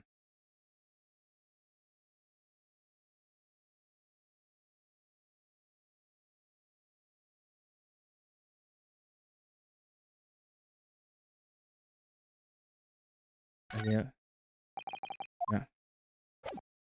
No. To verify whether she... Yeah. Okay. What? Remains unharmed. I agree. That should be our first priority. It's recently come to my attention that he has been seen since yesterday. How did you... When a foreign dignitary invited to Great Britain goes missing for 24 hours. It's only natural that the question of his safety should arise. You don't mean to say that you think Judge Jigoku may have been killed The Reaper has more than one assassin at his disposal. But there's no way. Well, I guess maybe, and he has the power and influence to give orders from the inside of a prison cell. Isn't that right, Lord Van Zeeks? If I were truly the Reaper, I'd be able to tell you.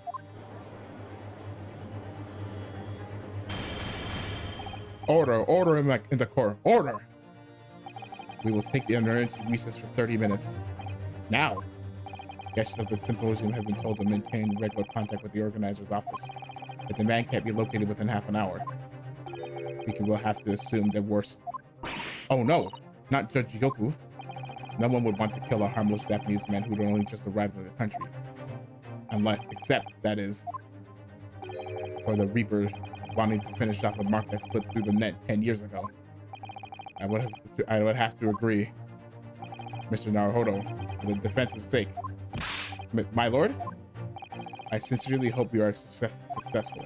If we're unable to confirm to Mr. Jigoku's healthy existence in the next 30 minutes, you will face grave difficulties. Ah. Pull the doll, pull the doll! Court is adjourned for 30 minutes. Pull the doll, pull the doll. It'll summon Hurley. Wait, why are we just here alone? Kazuma-sama, the Reaper's assassin. I feel as though I'm in a nightmare. I can hardly believe it either. But on the other hand, Kazuma isn't in the habit of making up stories.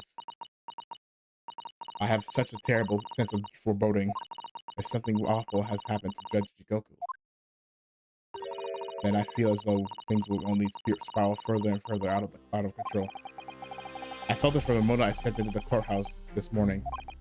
That strange sensation that we were careering towards a foregone conclusion. Well, in the worst case, we might only have 30 minutes left. Unfortunately, though, I don't think there's anything we can do but wait now. We're out of options. Well, remember what someone told us, if we're out of options to do something. Oh, actually, there may be one last time we can play. Or rather, one last year. Of course. The little Mr. Sholmes dog that Iris gave us. If for some reason you completely run out of options in the trial today, then just pull the little Hurley ears as hard as you can possibly can. It's probably like some sort of voodoo doll. Perhaps now is the time. What should I do? Pull area 0 or not? Pull. Here goes then. I'm gonna do it. Good luck, Mr. Naruhodo. No looking back. Heave! Ow! That scream. It sounded like Mr. Sholmes. Mr. Sholmes? Where are you? Here, my dear fellows, here. It's the felt doll talking. Pull the ears again, Mr. Naruhodo, as hard as you can. All right, then. I'll pull all my strength into it. Heave! Ow! Please, my dear fellows, you don't need to pull my ear off. Oh, he's on the SS Bruce. You don't need to pull my ear off. Mr. Sholmes, where are you? Myself and my trusty partner are presently in the first-class cabin area of the SS Bruce. The SS Bruce. She left over last night after the final pieces of cargo were loaded. We're currently docked at Dunkirk, but due to be underway again in half an hour. You've taken a ship to France. Please, even with my athletic prowess, I was struggling to jump the Straits of Dover. After we left Baker Street last night, we hurried by cab to a station and by train to the port in order to board this vessel in time. So, you mean you'd already worked it out? The last steamship was where everything really took place. Mr. Naruhodo, pray, what is my name? Sherlock Sholmes, the world-famous great detective. Recited to perfection. Well done. You're a genius, Mr. Sholmes. That's the only word for it. Ow, ow, ow, ow, ow, ow, ow, ow. Miss Susato, gently with the genius's ear, please. Oh my, I'm ever so sorry. If I may, Sholmes. Ah, there you are, Mikotoba. You may remember that it was in fact I who made the connection to the SS Bruce. At Scotland Yard yesterday when we examined that notebook and I recalled my steamship ticket. But of course it was, my dear fellow. And not once did I controvert that fact. I merely had our tower-bound companions utter my name. Yes, you did, didn't you? We just entered a recess. The trial resumes in 30 minutes from now. And if we're unable to present any new leads then, I'm afraid to say. Do not fret, please. It's for precisely that purpose that my partner and I have made this journey. I have no doubt we shall have welcome news from you within the half hour. Thank you, Mr. Sholmes. That would be wonderful. Until later, then. Yes. You'll be hearing from us if you're not in touch first. Ow, ow, ow, ow, ow, ow, ow, ow. I shall be hearing you. I shan't be hearing anything if you keep tugging in my ear in that mindless fashion. Whatever was the idea behind making the receiver operate in that way in the first place, Sholmes, probably because it didn't answer. Why the deuce would I know? It's Cyrus' adventures, not mine. Why the devil would I know?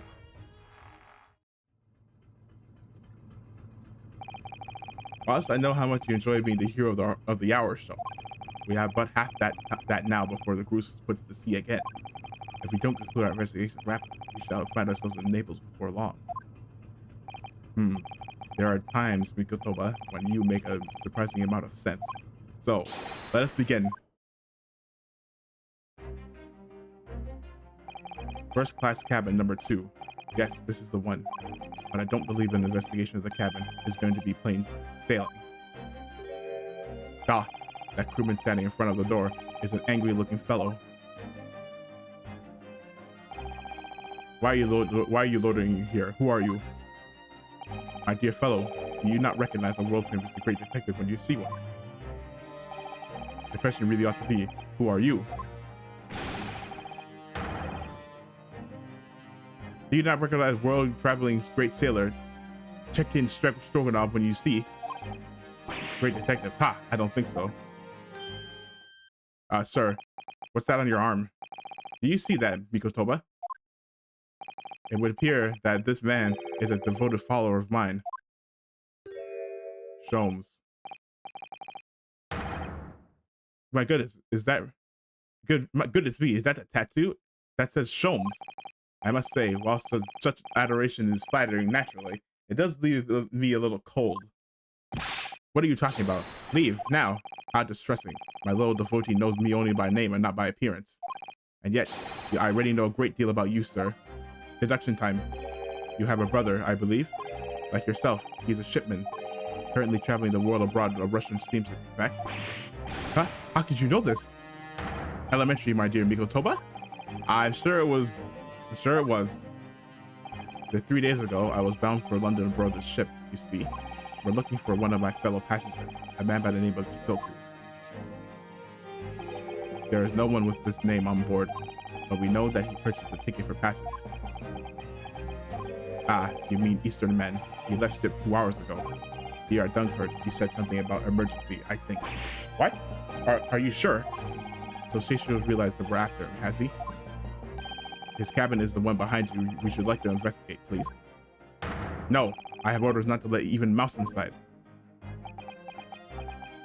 Mikotoba, be a good man and draw the sailor's attention away, would you? Make up some excuse so that he leaves the area. Doesn't great detectives see that even sailors have ears, both left and right? Huh. Curses! The plan is ruined! And you have only yourself to blame, I'm afraid, Sholmes. Forget it. Cabin door is locked. Even about here, you cannot get inside. Mikotoba, I'm sure you haven't forgotten my special talent. Have you? Opening any lock. Witness a mere 5 seconds. So if you'd be so kind as to afford me the requisite time, old friend, you're typically accommodating him in your typically accommodating manner. How could I refuse such a typically unappealing request, old friend? So I need to distract that burly sailor for 5 seconds, do I? Good man. So, the game is afoot.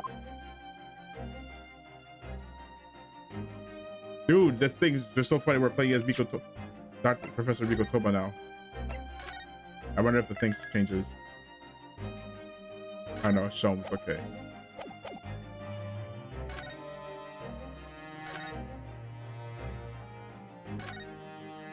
Ah, the switch for the electrical lights.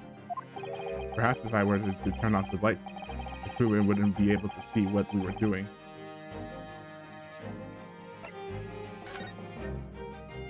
No, I think not. That would never work, surely. I need to conduct another distraction.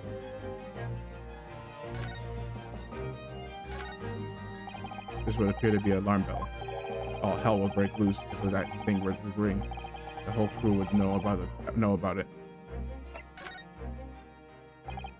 I think not. Okay, let's try the lights. Let's try the lights.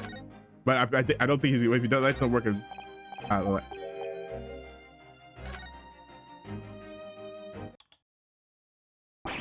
Ah, what is happening? Where's light?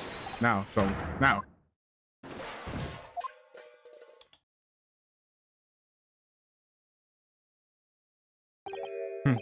Nobody there. That was a close shave. Quite a knack you have, stumbling so violently in an apparently empty corridor. Do be quiet, Sholmes. I shall have to think of another approach. Okay, so then. Okay. This must be a mousetrap, I think. Perhaps I could distract the crewman's attention with this.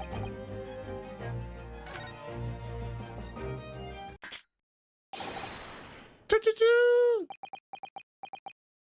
That sounds like a big mouse in trap.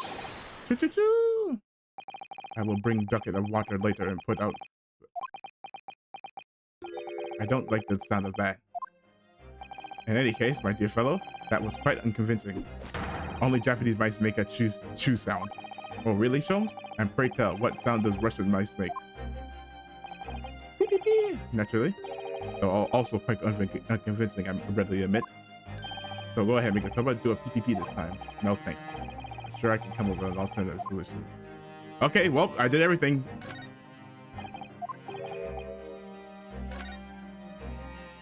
Here goes, then.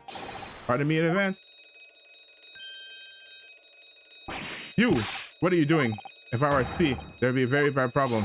What's going on out there? Steam Stinger, report at once. Yeah. Sorry, sir. Nothing to report. It was just stupid trick. No, not by me, by world famous. No, as I told you. Go! Go, Sean, go! Done. Done. Not even 5 seconds, eh? Well, I don't stand there gulping at my brilliance. Mikotoba, in we go.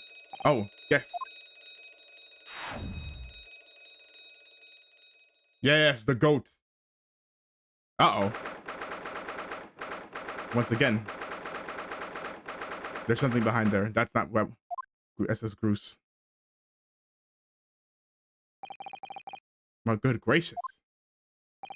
It would appear that the occupant of this cabin did indeed disembark rather hurriedly. The clothes on the floor here, they're Shishiro's without question. Well, it seems we're just a little too late. Yes, by about 2 hours. Still, whilst we're here, we should investigate thoroughly. There may well be 2 hours worth of clues to find it in here, but that blurry crewman may return at any moment, Sholmes. Indeed he may. Which makes this all the more thrilling. Thing? Okay, look at this. There's a speaking tube in here, look. Oh, it's been stopped with some cloth. The voices of the crewmen on the bridge aren't an annoyance, I suppose.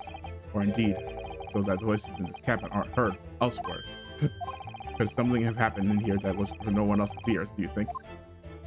Either that, or it could be to prevent snakes from entering. That's really becoming a favorite case of yours, hasn't it? Okay. Check your trunk. That's a very accessible trunk indeed. Fishios is particular to all things large, and a rather clumsy fellow if you fail to notice he left that behind. Perhaps he left it on purpose, and slighter than you might think. That's still a hindrance to a speedy. It's locked.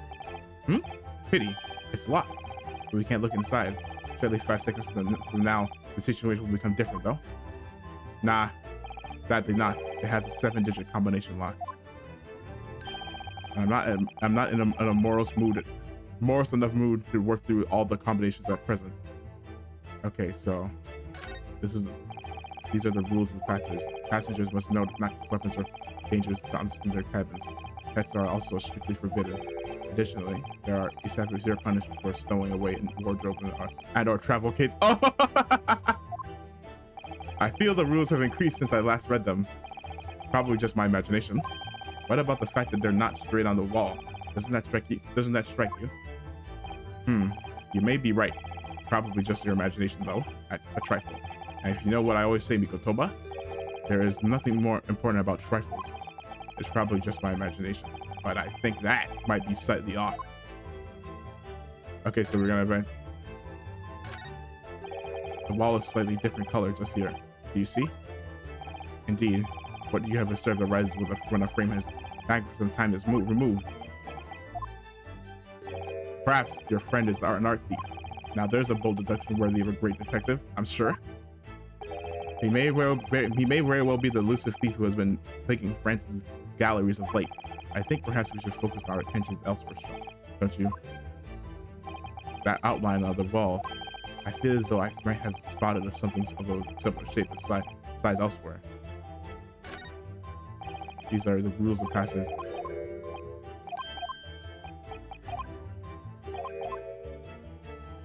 Oh. Oh, I really did nothing? Now, apparently to the report I was given, Naruhodo was concealing himself in Asogi's wardrobe. Indeed he was, and it was of a similar size to this one. Ah, you must climb inside yourself, my dear fellow. What? Whatever for? It was the site of my first faithful meeting with Mr. Naruhodo. You can experience the moment for yourself now, complete with my dramatic rhetoric. Come on along now, in you go. This will only take a moment. Really, Sholmes, surely you can just tell me what you said. Well, I uttered some brilliantly remarkable and opened the mortar to reveal the stowaway murderer. I think I'll just read about it in the adventures of the Sherlock Sholmes. Quite the exquisite glass, I must say. Here, how it... Oh, hold on. There's still water in here. Not to lead... If it was here for 2 hours, the ice surely would have melted. Ice, Mikotoba, ice. What opulence the first class passengers enjoyed. Chilled drinks. Pardon? Could it be that this steamship is equipped with an electrically refrigerated cold room, do you think? Oh! Well, it is a luxury liner after all. Luckily, they have enormous refrigerators for storing all sorts of lavish products as well as ice. It'd be large enough for our body too. And our voyage from Japan, we enjoyed culinary delights from all over the world. Suddenly, Mikotoba. The sight of you is making my mouth water. What? Hey, yo, what do you mean by that? I haven't taken on the flavor of the food I ate, you know.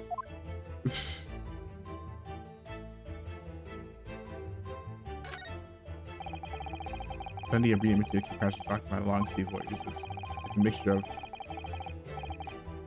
something sparkle. I found the mixture of classic lit and easy reading to be most satisfactory, I must say. Whoever stuck this bookcase was a hopeless heretic. There's no copy of the Adventures of Sherlock Sholmes, my dear fellows. I'm afraid that it's just me, but no, you're quite right. More blasphemous than overlooking the Bible. I shall leave a copy behind. I just happen to have one with me. You're a true missionary for the Church of the Great Detectives, aren't you?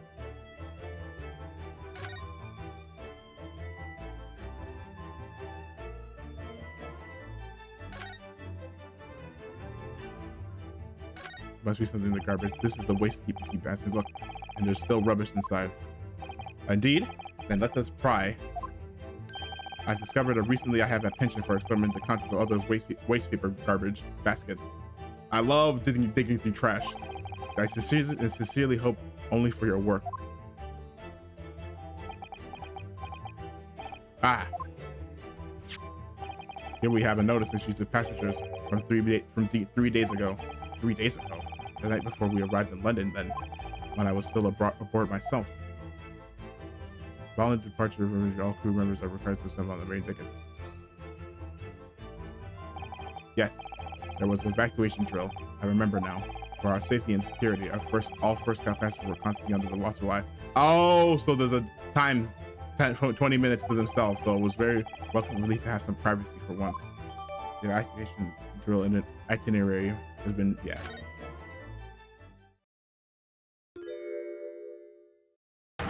You are still here. Able Seaman Stroganov. Hello again.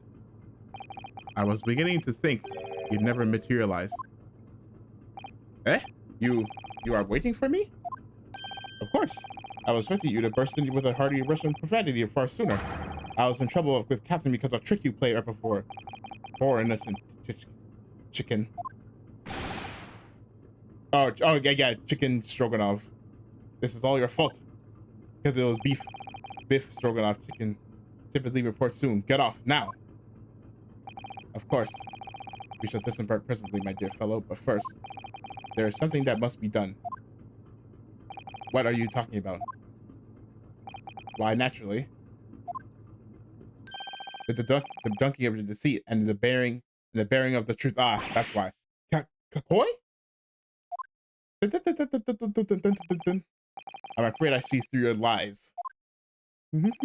For one thing, Mr. Jigoko has not yet left this vessel at all. Ah! And for another, my dear Seaman Stroganoff, you know exactly where the man is, even as we speak, don't you? What? How can you? Good gracious, Sholmes. You mean you've worked it out? All of it? It's really been too long, hasn't it, old friend? 10 years, no less. So, would you care to join me for a dance of my inimitable logic and reasoning? Oh, brother. Nothing would please me more. What is this?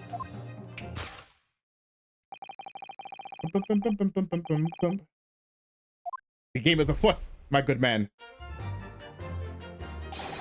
The time is of the essence. Mr. Stroganoff, allow me to remind you of your earlier claim. You told us that Jigoko left the ship some 2 hours ago. Ah, that's what I said. Sadly, that was a rather clumsy lie. You see, there's something in this room that quite clearly contradicts it. What? Ah, yes, of course. Hold on, let me just... For the stream, hold on, this is gonna be... We got one thumbnail candidate.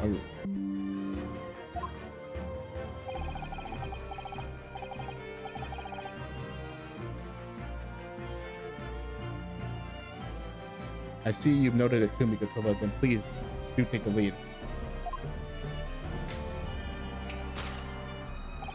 That what in this cabin shows the possibility that Jigoko having a possibility of... Let's see what the last 3 years have done to your observational skills then, Mikotoba. It's been 10 years since you last did this, Sholmes, not 3. Why? Of course it has. Quite. Now, all clues are here in this cabin for your eyes to see. But as I always say, you must not merely look, but observe. Observe, and the answers become clear. Don't press me. I think I can manage that.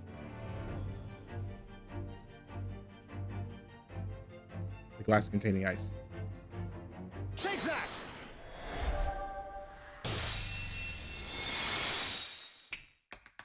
Oh! Okay, hold on, it's going a little crazy. Perhaps you should have cleared away that glass. How curious that the ice shouldn't have melted despite it being abandoned 2 hours ago. Exactly. It being there for 2 hours is still ice. The ice is still solid. That would not happen.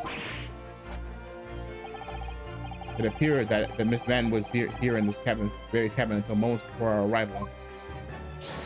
With this well-chilled glass in hand. Get your mind off the refreshments, children.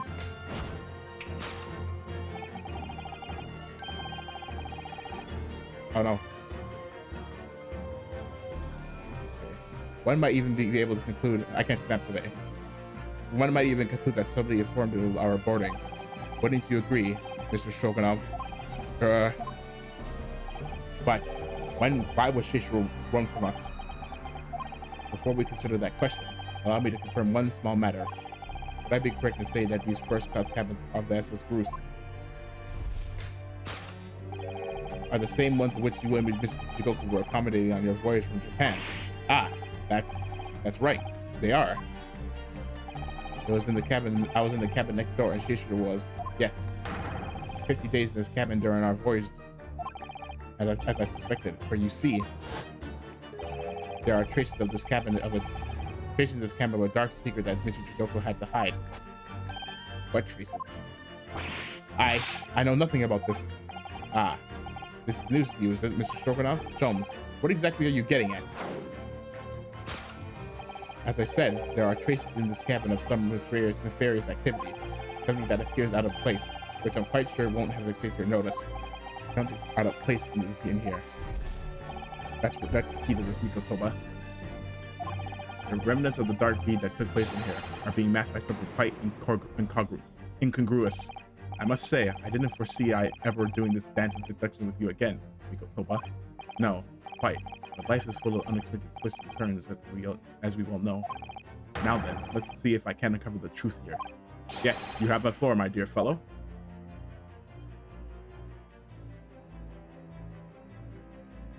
Speaking to... Take that!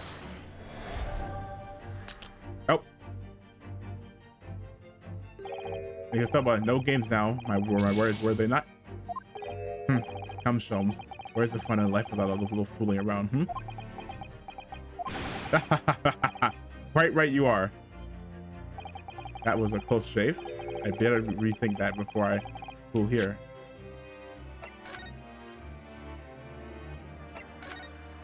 Okay, it wasn't that. Maybe it was...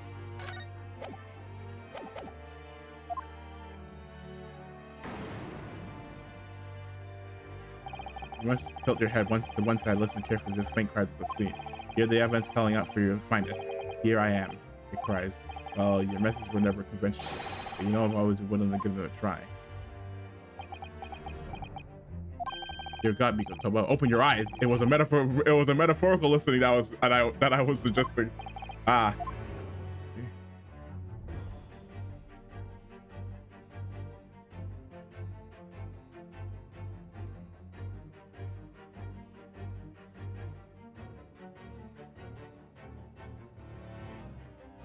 News that something nefarious took. Oh, well. The mark on the wall? I don't know, maybe this. Take that!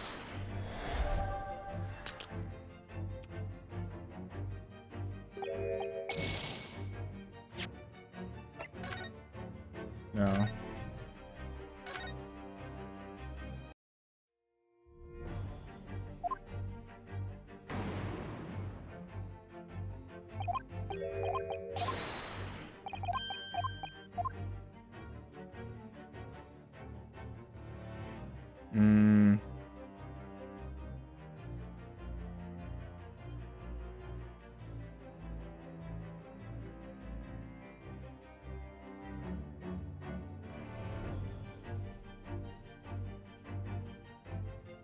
Remnants at large deed. Rules of passage. Maybe this? Okay, yeah. Get crazy, go! It's the rules of passage in this frame here. They're obviously out of place. The way they're hanging crooked on the wall, as if they were put there in a hurry. Yes, as I'm sure you've already concluded, the frame was originally over here. The shape and size are a perfect match. You are right. When did the frame move? Hardly the most observant of crewmen, are you, Mr. Stroganoff? I would think your captain is quite justified in having his reservations about your reliability. Gah! Oh dear, that really seemed to touch a nerve. So, Mikotoba, why don't you lift that frame off the wall? Uh-oh! That looks like a bullet hole. What? Who has been shooting walls? I see. The projectile that has been removed. Clearly, the careful occupant of this room has already disposed of it. Now then, Mr. Stroganoff. I have the distinct impression that you're attempting to shield said occupant. I don't know what you're talking about. Why would I try to protect Eastern Stranger? So we're talking about the same man, I see. Good. I'm sure we can get to the bottom of this in no time, aren't you? Because there's some very noteworthy evidence that explains why you're lying for the man. Yes, you've been told to keep up this pretense as clearly shown by... I really don't know how to approach this one, Sholmes. Ah, my dear Mikotoba, simply keep the first principles in mind. Study your subject from every angle, and I'm quite sure that you'll see it. In fact, I put a wager on it.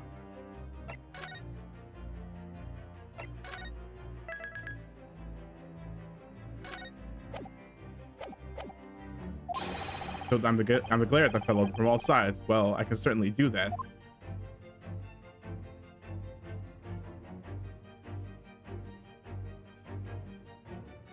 Sure.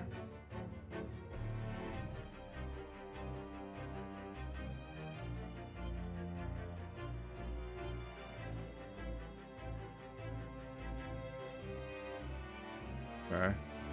Take that! Money. Ooh! It's almost too obvious for words. Fight, the universal language of the world. Kashola, money. Ah! And I wager that the Eastern fellow in question is Seishiro Jigoku, yes? Yeah! So, I presume you realize what this means. There are clear signs that a crime has been committed in this cabin, and the way you're going, sir, you'll find yourself accused of being an accomplice. But, I believe you know, Mr. Shogunov. You know where Mr. Jigoku is hiding in this precise moment in time. As always, Mikotoba, in matters of deduction, the furtive glance is your unflattering ally. Yes, I think you're onto something there, Sholmes. You found a chink in this burly fellow's armor. We need only follow the man's gaze to know where our prey is hiding. The slightest flicker of pupils, a minutely delayed blink.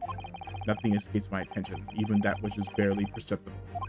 You could hardly call this barely perceptible, Sholmes. The man's turned his entire head. It's not exactly what you describe as furtive glance, is it? It's almost too obvious. You shall let your tapping toes aside, my dear fellow. He's the trunk.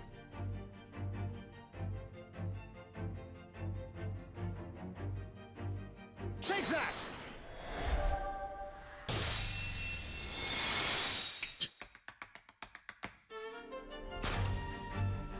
You turned immediately to look at this large trunk, didn't you? Ah!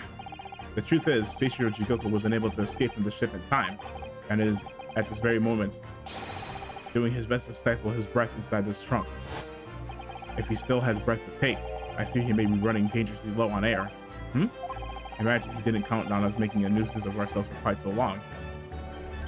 I think it will be in everyone's best interest for us to open the trunk as quickly as possible.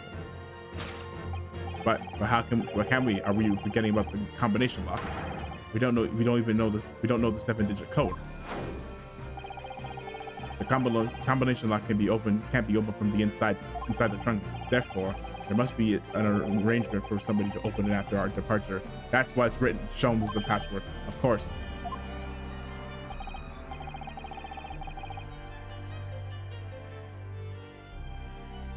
In short, before Jigoku hid himself inside that trunk, he must have told somebody the 7-digit number for the lock.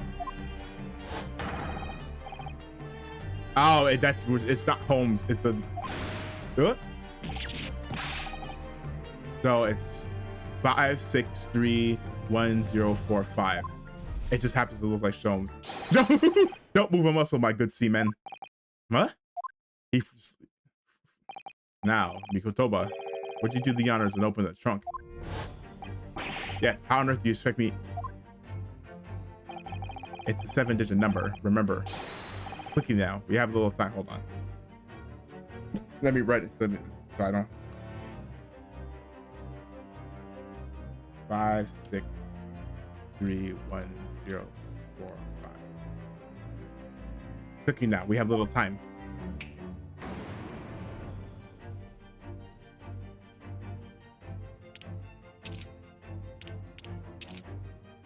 Five.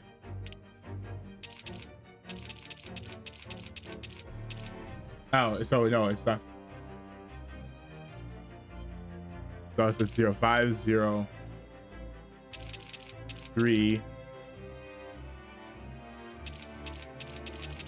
1 0, 4, 5. Take that! Wait, what? No, it's refusing to open. Tell me, what number did you use?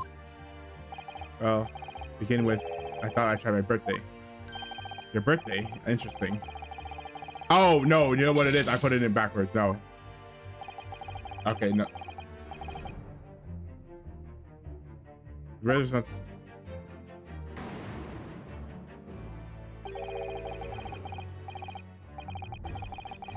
Because, yeah.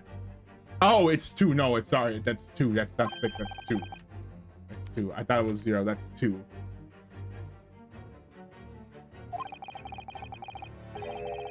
I have my headaches and cognitive processes.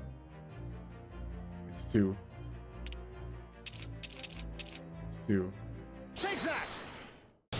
Yeah, it's 2. I wasn't. Yeah, dude, they set me up with that number. It looked like a 6. And I'm like, oh, it must be 0. And then like, oh no, it's a 2. Jikoku? That did it. It's open. You had to meddle, didn't you? Come on, Jikoku. Well, Yujin, you found me now. Seishiro, what are you doing? Oh, you found me now, Seishiro. Yujin, I was really hoping you beyond hope not to find you here, you know. But you're not entirely unsurprised, I take it? No, quite. I just wish it were some other way. Well, are you ever going to introduce me? Ah, your reputation precedes you, Mr. Sholmes. I've read stories of many of your exploits. Excuse my manners, Sholmes. This is Mr. Jikoku, my old friend and traveling companion. The devil is in the details, Mikotoba. I believe you meant to say your old friend and traveling companion, who made the cowardly decision to flee the country without a word to anyone when things turned sour.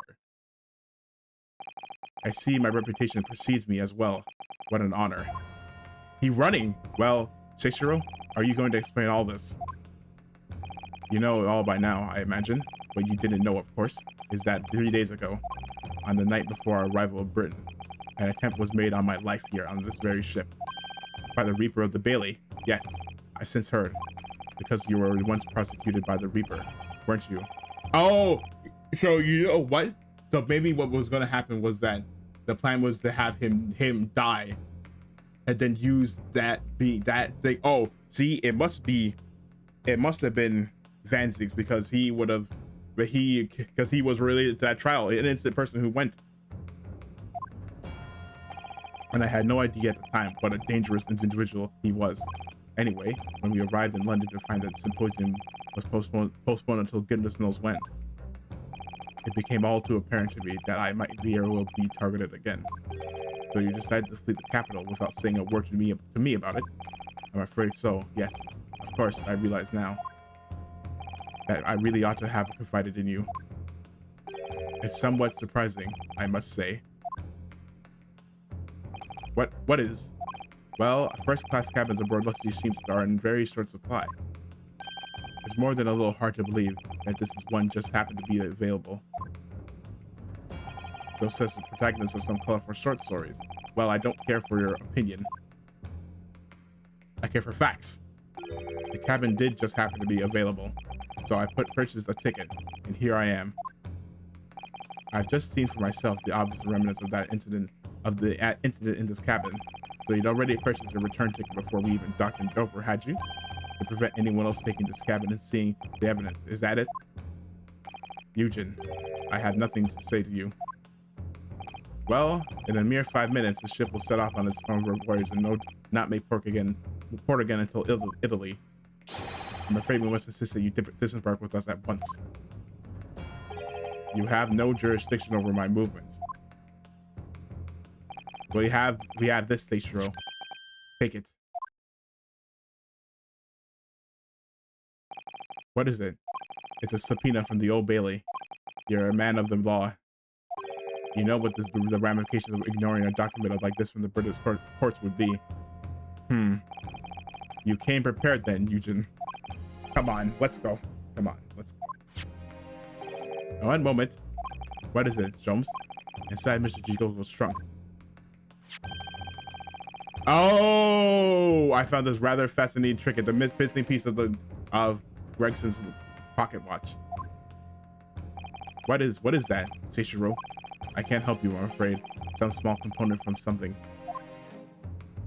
But what I have no idea. By the look of his face, I think he genuinely doesn't know. So Gregson was in that well, let us pocket it as a small souvenir from our time in France.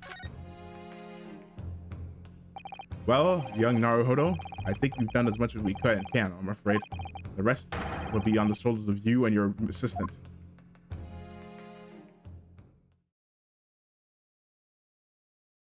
Oh no, I did think. Did I think it like that? The old Billy courtroom. Oh, we're cooked. Our goose is cooked. Oh, Kazuma Sogi. He was there. I know you, and I know you wouldn't lie. But still, there's no doubt that you're holding something back. You know more than you're saying. He's not lying, but he's not telling everything.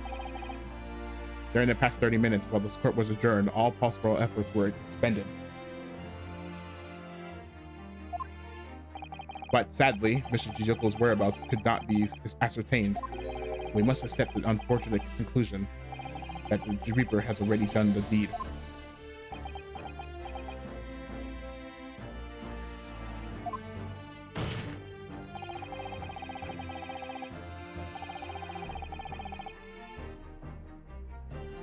Oh, one sec.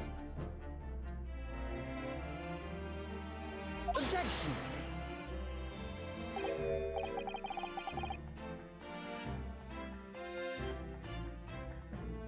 Sorry, I didn't mean to click. Hold on, let me read that. There's no sense of wasting any more of the court's time. Prosecution calls for the immediate verdict. No, the trial can't end now. Objection. You're not a Japanese man, Ryunosuke. You should know when to lay down your sword. And you should know when never to presume when the battle is won. The court has already been presented with all the evidence and heard all the relevant testimony, and there can only be one conclusion, that the accused is guilty. All relevant testimony, far from it. There is still a crucial witness from whom the court is yet to hear a single word of testimony. In that case, call your witness to the stand at once, counsel. Yes, my lord. Tomorrow, if possible. The witness is already on his way and is scheduled to arrive tomorrow. Who on earth is this crucial witness? Seishiro Jigoku, the very man allegedly murdered by the Reaper. Judge Jigoku, you found him?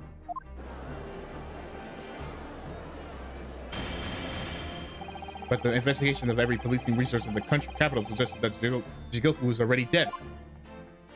How in the name of God did you find the man? He was located in France during the recess at the port of Dunkirk. Thanks to one of Mr. Herlock Sholmes' famous deductions. Herlock Sholmes? Inspector Gregson almost certainly met with Mr. Jigoku on the night of his death, because along with the prosecutor Osogi, Gregson was on a mission to assassinate the man. Which means that Seishiro Jigoku is the sole witness who can clarify exactly what happened aboard the SS Cruise on the 31st of October. Well, it would appear that it's too soon to move on to adjudication at this point. The prosecution that concurs, the court must hear Mr. Jigoku's testimony. No judgment should be passed until all testimony has been considered. In that case, I hereby call the end of today's proceedings. Court will reconvene at the same hour tomorrow.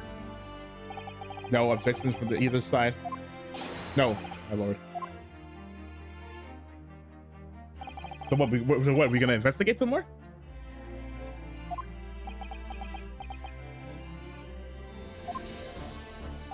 We live to fight another day. I don't think it's gonna be that thing.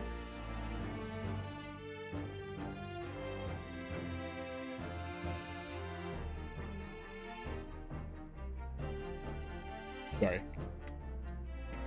By the skin of our teeth. Uh-oh. Someone's gonna eject, I think. Oh no, to be continued. Okay. So what, we're gonna get another investigation?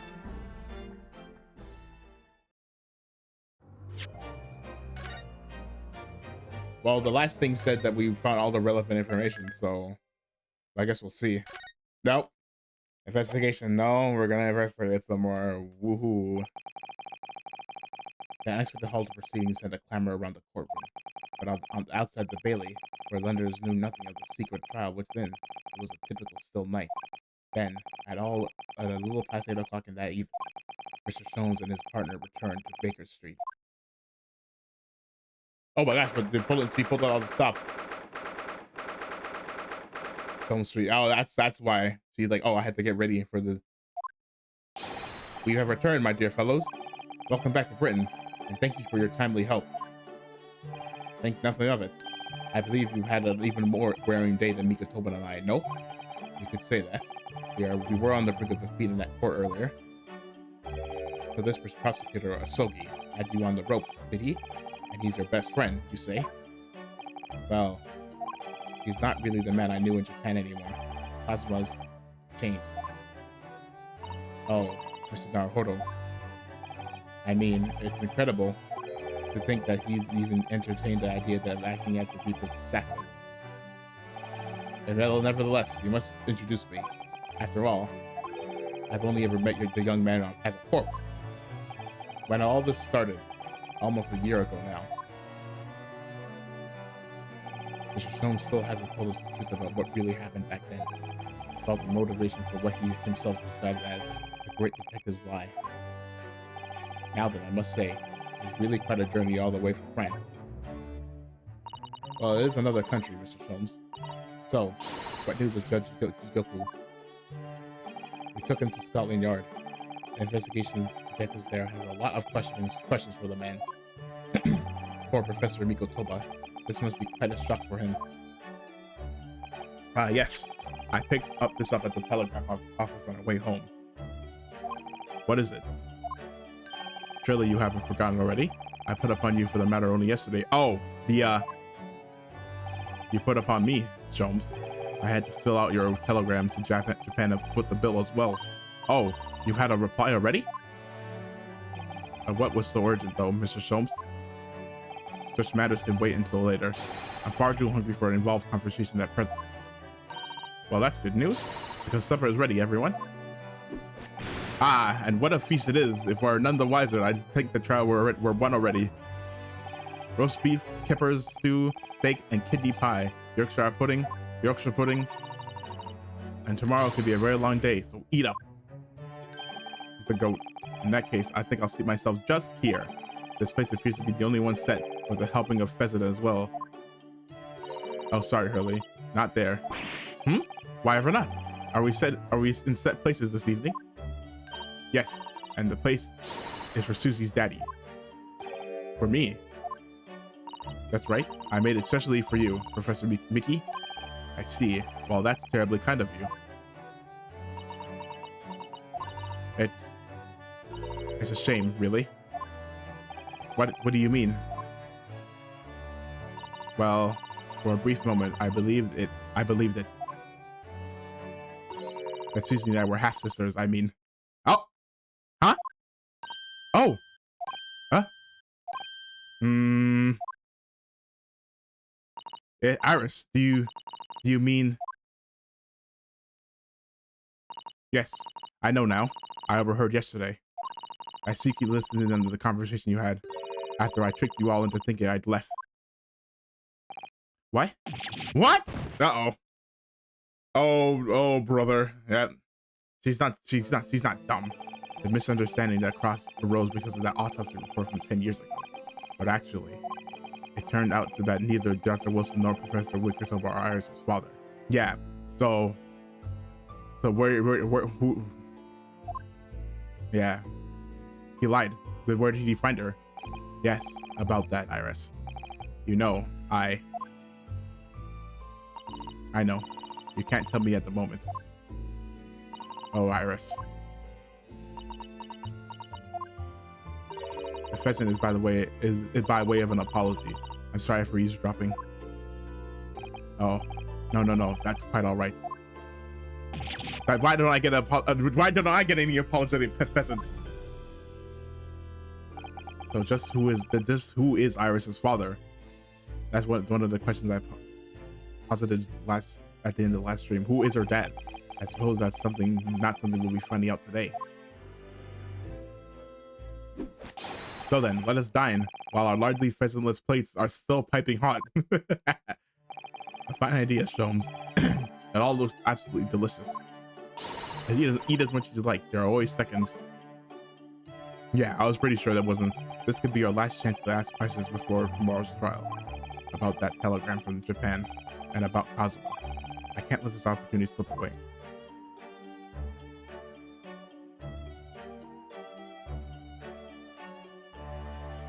So, who can we talk to?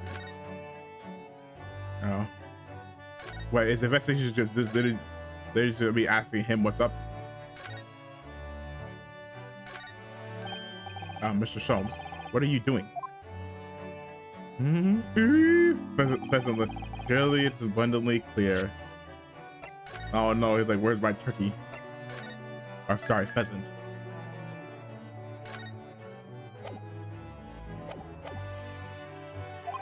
That I wasn't brooding over Mikotobo's refusal to share his pheasant with me. Nevertheless, I felt the need to withdraw from the social circle for a while and look on with hungry eyes. Sorry, Hurley, but I cooked that pheasant especially for Susie's daddy. Even though I've played the role of father to you for far longer. Mr. Sholmes, could I discuss some things with you?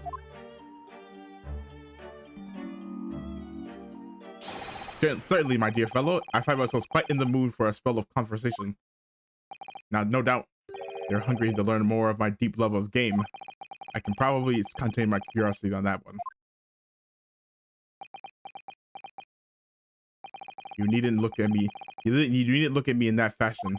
In what fashion? It seems that before we discuss the pheasant, we have something rather unpheasant matters to discuss. Wait, what? Why did the deduction issue coming up? Oh no, it just is. Yeah. So what was that telegram? So what was in that telegram you received back from Japan then? Ah, this? I think my lucky stars that arrived in time. A record found is indicated. Duplicate follows. K. Asogi, A. Shin, T. Gregson, J. Wilson. So right now, the only person alive on this list is Kazuma. Everyone else has died. It was Wilson, then Asashin, and then Gregson. What? Those 4 names? Are those the names of people that are the Reaper? We've come across that exact same list before.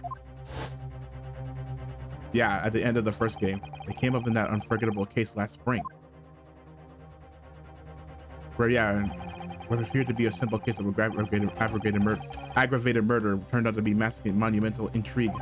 A plot that involved the sale of British governmental secrets to foreign states. And exposing the means by which those secrets are being leaked. We deciphered a fragment of the message. Yo, is that caramel block gonna come up now? K. Asogi, A. Shin, T. Gregson, and J. Wilson. We didn't find the names out until the case was over, and we never did get to the bottom of what they meant. All we knew was that the information had been sent by somebody in British government, to somebody in Japan. So, why are the names coming up again now? Yes. Where did the sender of the telegram discover them, Mr. Sholmes? I have here the message I wired yesterday. Allow me to read it to you. Enter Judge Jigoku's office undetected and investigate telegram records. Oh! Huh? So wait, is Jigoku a part of it too?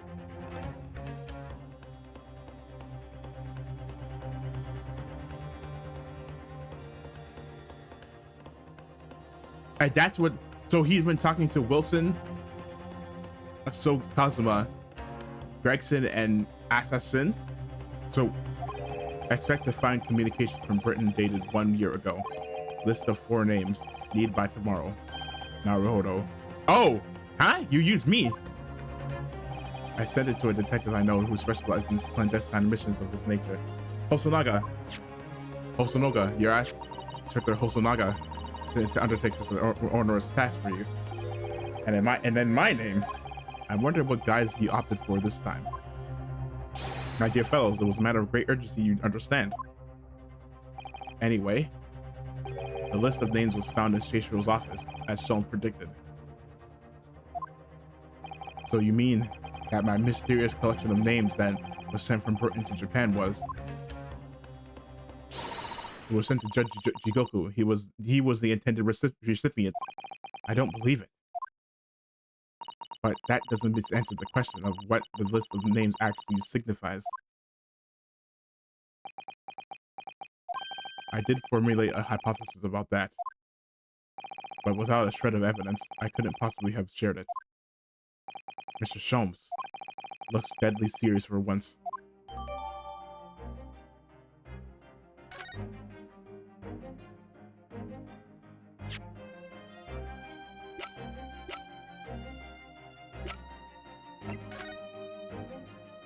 Okay, Hosonaga found it as indicated.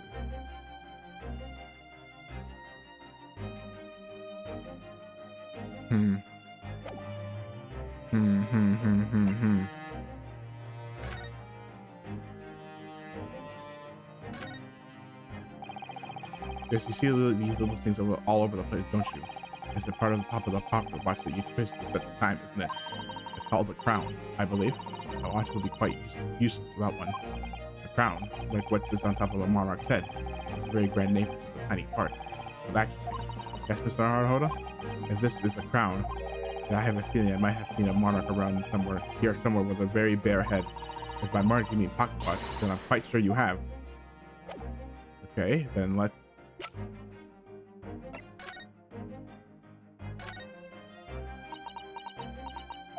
What do you think, Mr. Sato? I feel sure I know exactly what will fit here. Really? I was just thinking precisely the same thing. We're about to see what the little round component is actually part of Inspector Gregson's broken pocket watch. Really? I was just thinking precisely that too.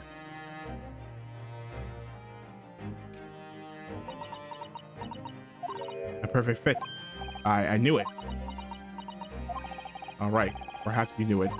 I'll make note of this new information at once.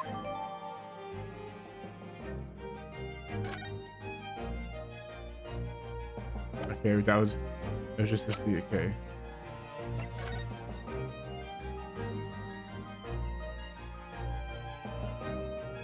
It'll take 20 minutes, so they're unsupervised was 20 minutes.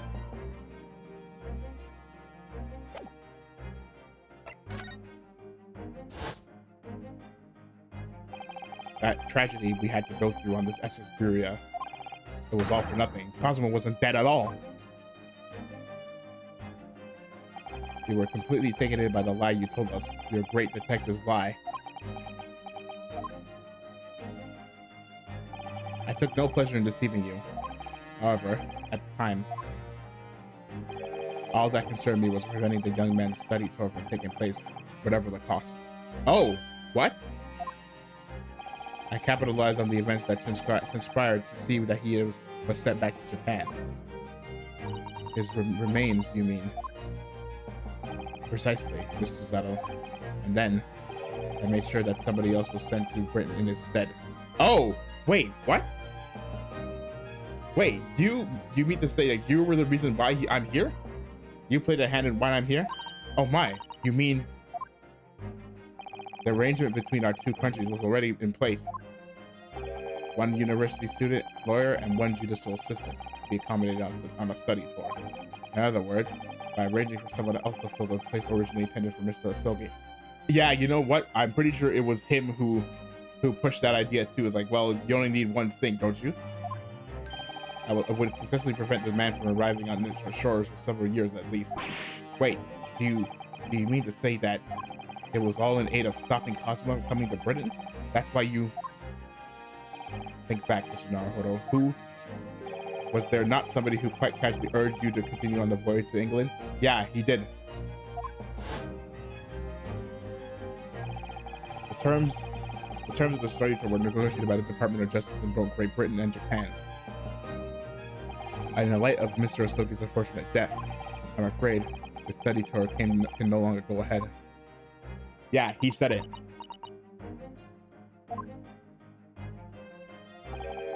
My dear fellows. My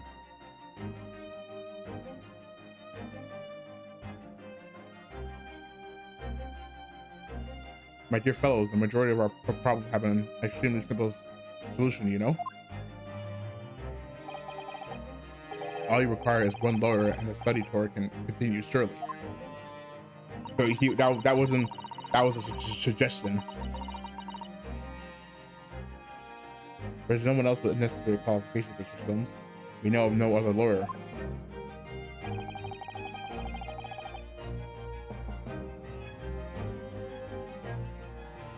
The voyage to London still promises a good month of time. Ample opportunity, I would say, to find yourselves another suitable lawyer. So, you manipulated me.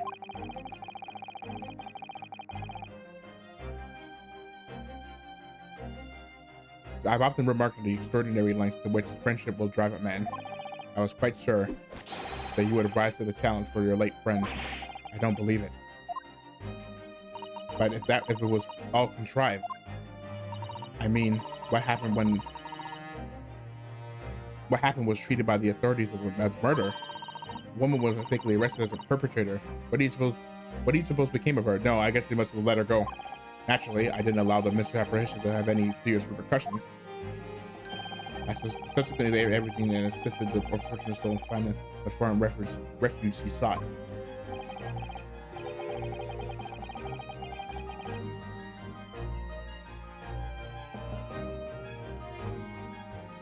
I seem to remember Mrs. Otto and I had some rather strong words for her. Well, she was certainly not devoid of all guilt. She deserved every word, I'm sure. I wonder if she made it to America then. America! I'm afraid I simply cannot comprehend it. Why would you go to such lengths, Mr. Soames? Why were you so determined to stop Cosmo someone from reaching Britain? The truth is, 12 months ago, there was already a very tangible omen of the impending tragedy, you see. Oh. An omen that, at this very moment in time, is close at hand. An omen of all these tragic events that already existed a year ago. Is close at hand? We need to find out exactly what Mr. Soames knows. So we need to present something.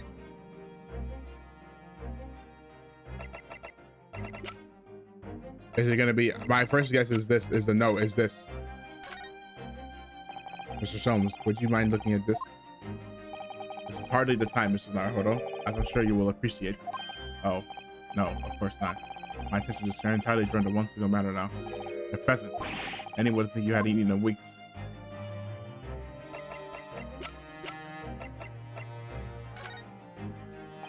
Mr. Soames, would you...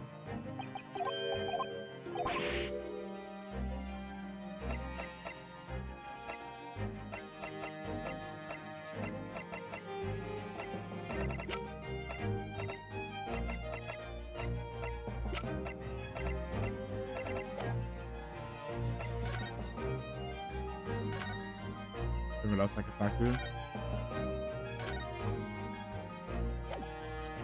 No, I have to.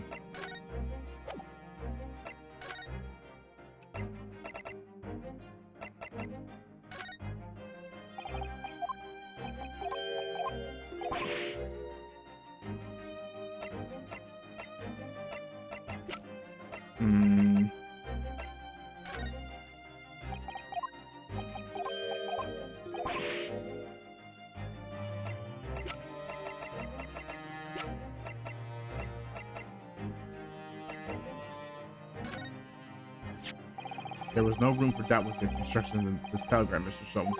You were very clear that it was Judge Goku's office that should be searched, so you obviously knew that that's where the list of names would be found.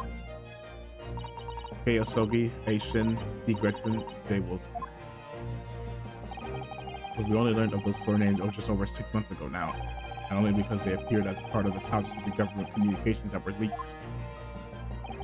That's true, yes. But at the time, you were unaware of the background. You see, those 4 names were wired to Japan around 6 months before that, approximately this time last year, in fact, when you were both still in Japan. What? It really would be a hypocrisy on my part to reproach whether they were intercepting state secrets, because after all, I'm perpetually eavesdropping on communications between the British and Japanese governments. Oh, so he's tapping them too. You're perpetually doing what? How? Never mind the details, but you should know. No secret is safe from Herlock Sholmes. When he has designs he had designs on knowing it.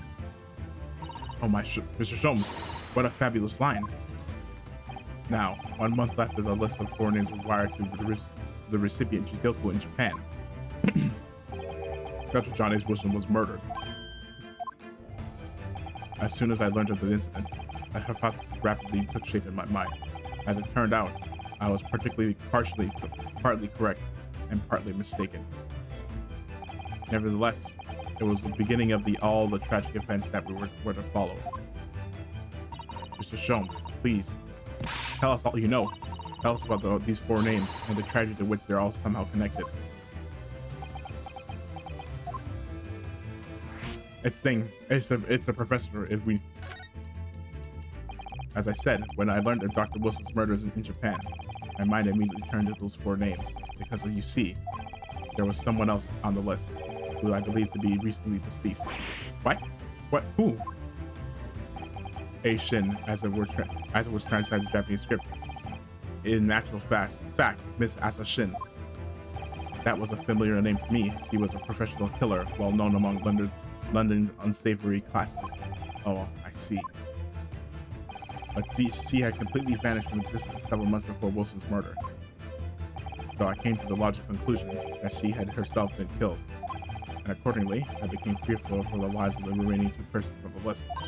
Ah! So when she saw Kazuma, and when he knew his name was Kei Asogi, that's why he wanted him to go back home. Only to because he would be in danger if he came to Britain. Owing to our proximity, I decided to take measures to protect Gregson myself, but I determined it would be safest if the young Asogi were to stay away from Britain. Ah, so that's why you went to such lengths to prevent his study tour from going ahead, because his life was in danger. Exactly. So for good reason. So you already knew who Kazuma-sama was, Mr. Soames. Oh yes, Sholmes and I have exchanged correspondence for years. I've recounted many tales about Asogi to him in my letters, and the news of Dr. Wilson's death, of course. So, Dr. Wilson is dead then. I didn't know. Oh, Iris. I know he wasn't my daddy, but still. That's very sad. I'm so sorry, Iris. We knew that significance of the name, obviously, but we just couldn't bring ourselves to tell you. No. But what you just told us, Mr. Sholmes, doesn't completely tie in with the fact. There's one big hole in your hypothesis. A big hole, Mr. Naruhodo. Ah, yes. You mean about Asa Shin, I presume? Yeah, except that she wasn't dead. He said that she was dead, but she was not in fact dead. She only died like a few months ago.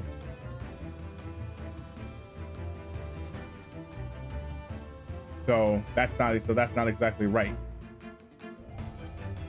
So yeah, in fact, sending him back to Japan was a bad idea because she was still there. So no, that was wrong. Oh, of course, exactly. She wasn't killed, was she? She was in Japan, posing as a visiting student under the assumed name of Josiah Brett. I'm glad you're keeping up, my dear fellow, but I only became aware of that fact 2 days ago in the foyer of Great Waterloo Hotel. Oh yes, when we mentioned that she was dead, or when Miko Susato mentioned that she was dead, and upon hearing that startling revelation, he went. That's when he sent the telegram. The hypothesis that I'd formed surrounding those 4 names was completely turned topsy. What? Topsy? Topsy hypothesis. What do you mean when you say your hypothesis was turned topsy, Mr. Jones? I had believed all 4 names on the list to be the names of victims. However, I was mistaken. Very much so. Asha Shin was a killer, so no, they're assassins. So this telegram is a list of both victim and killers, isn't it? Wait, but if that's the case, then okay, I was saying that, then that means, but that would mean that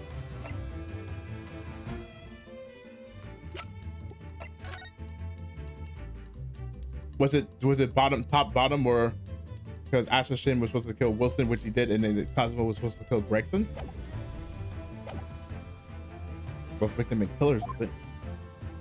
Indeed, and it would seem that Miss Shin was dispatched from Britain with the sole intention of dispatching Dr. Wilson, her visiting student status being merely a front.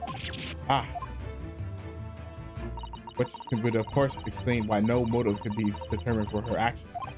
So the real reason Dr. Wilson was killed by Asha Shin is because he was the target of an assassination. And forearmed with that knowledge, a fresh consideration of this telegram puts the list in a very different perspective. What do you mean? Well, does it not strike you? There is another among the 4 who subsequently became a visiting student. Wait, you mean?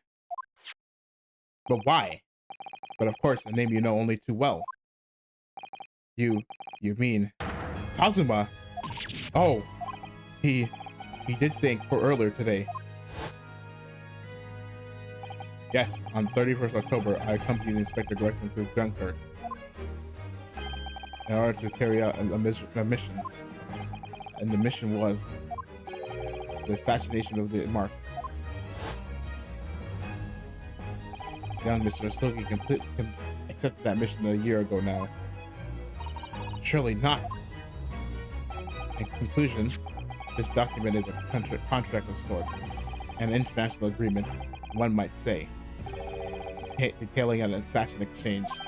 An assassin exchange? How could Cosmo possibly have got involved in something like that? But I guess when Ryunosuke is really the wrench in all of this, because maybe when I got framed for Dr. John Wilson's murder, Cosmo stepped in like, oh, that's my bro. I can't let him go to jail, get the fall for this. But no, my guess is he always had intentions of not going through with it because he wanted us to come. Let's assume that we have 2 parties with each wishing to dispose of a distinct individual. Those 2 parties make a contract to stop their respective assassination target.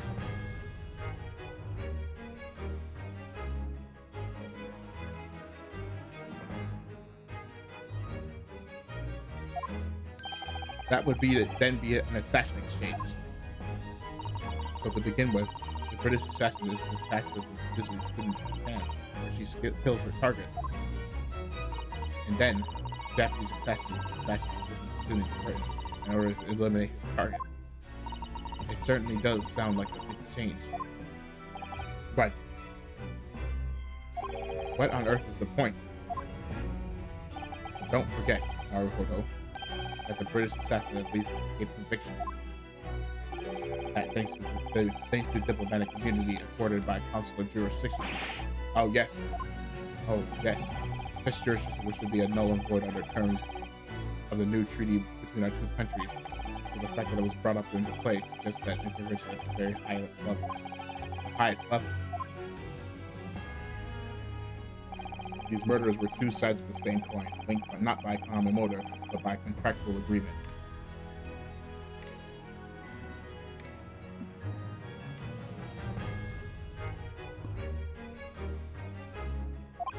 As such, they appeared utterly unrelated. Yet in truth, The assassins were complicit in one singular devilish scheme. This association and the safeguard of diplomatic immunity were, I believe, the motivation behind this plot. But wait a minute, Sholmes. If this telegram really is describing the exchange of assassins as you're suggesting, it would mean that the Japanese killer's target was never Seishiro Jigoku at all. It would mean that Soki's target was actually Inspector Gregson. What? Cosmo was here for Gregson? So Judge Jigoku wasn't actually the mark? Yes, that's exactly what it would mean.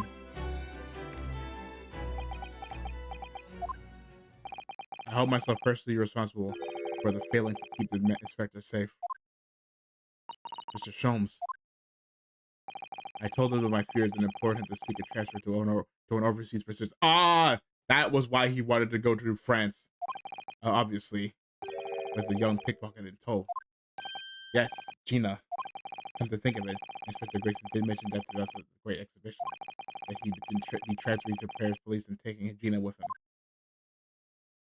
But without informing me, he engaged in one last assignment, it seems. And sadly, it turned out to be his very last. This is too much to take in. Oh, man. Alright, everyone. That's quite enough of all that serious talk for one day. Isn't it, Hurley? I mean, look at the time. Ah, quite right, Iris. We must conclude our preparation for tomorrow. What preparation? Well, I think I shall make my way back to my hotel room now. This has certainly been a night to remember. It is a little bit sad, though. I mean, I like the idea of you being my daddy. Because then, Susie would have been my big sister. I'm so sorry, Iris. Well, she can still be your big sister. It doesn't mean... I know, Iris. I was thinking quite the same thing.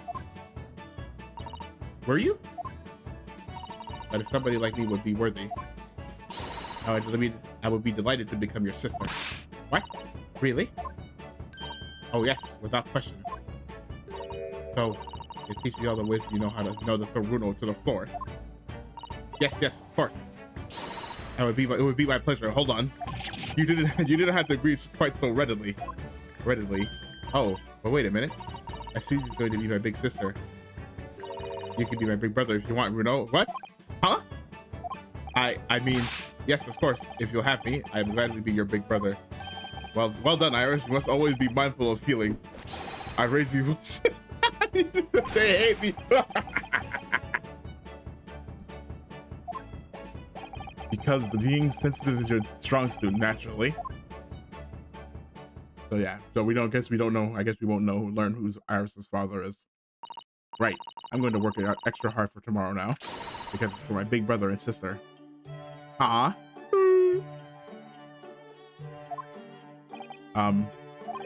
What is all this talk about preparing for tomorrow? Preparing what? Hehe. You'll have to see. You'll just have to wait and see.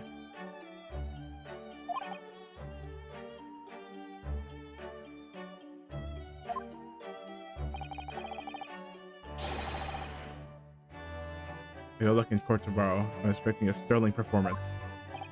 I'll do my very best, of course.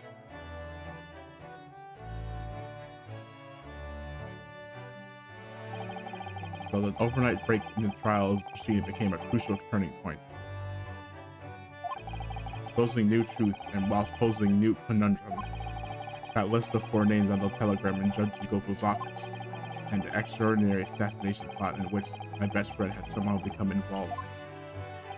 I felt as though I had been plunged into an even greater darkness all of a sudden, but at the same time, I felt sure I would see the light again soon.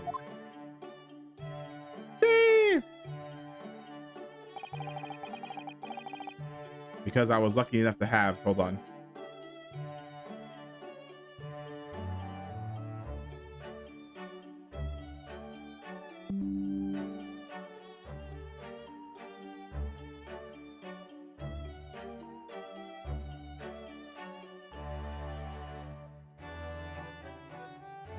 Okay, where's the other picture? No!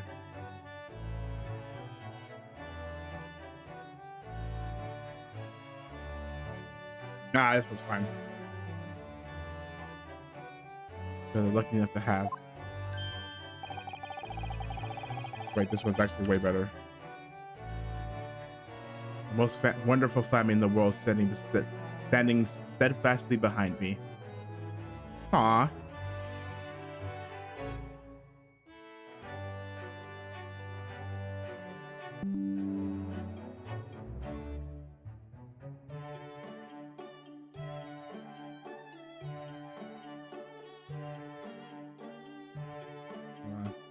Hold on. Sorry, I'm doing this also because this is gonna be it for now. But hold on. I guess I guess wait. Hold on. The most wonderful family. Yeah.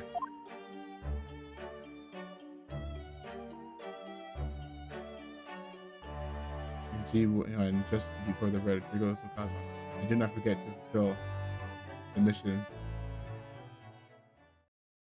Oh, he said that? Oh, I must have missed that. And G what? Oh, no. I do remember that. You're right. You're right. He did say that. He did say that. Oh, that's right. He did say that. I hadn't noticed that before.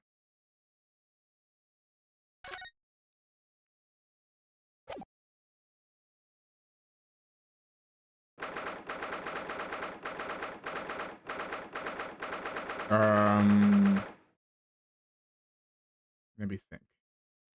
Well, nah, it might be, hold on. Actually, let me look. Let me good. Hold on.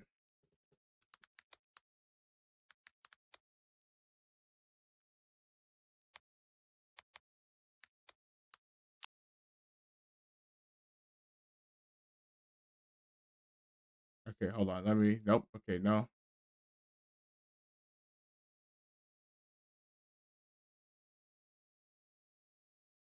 Okay, nope, not that. Okay. Let me just see. What's the, okay, so, okay, so no, okay, no, we can stop here because there's no, I just wanted to see if there's an investigation. There's something is a break in between the next part and the trial part and the final trial part, but there's not. So, okay, so then that's okay. We are gonna stop for now because I think we can finish tomorrow.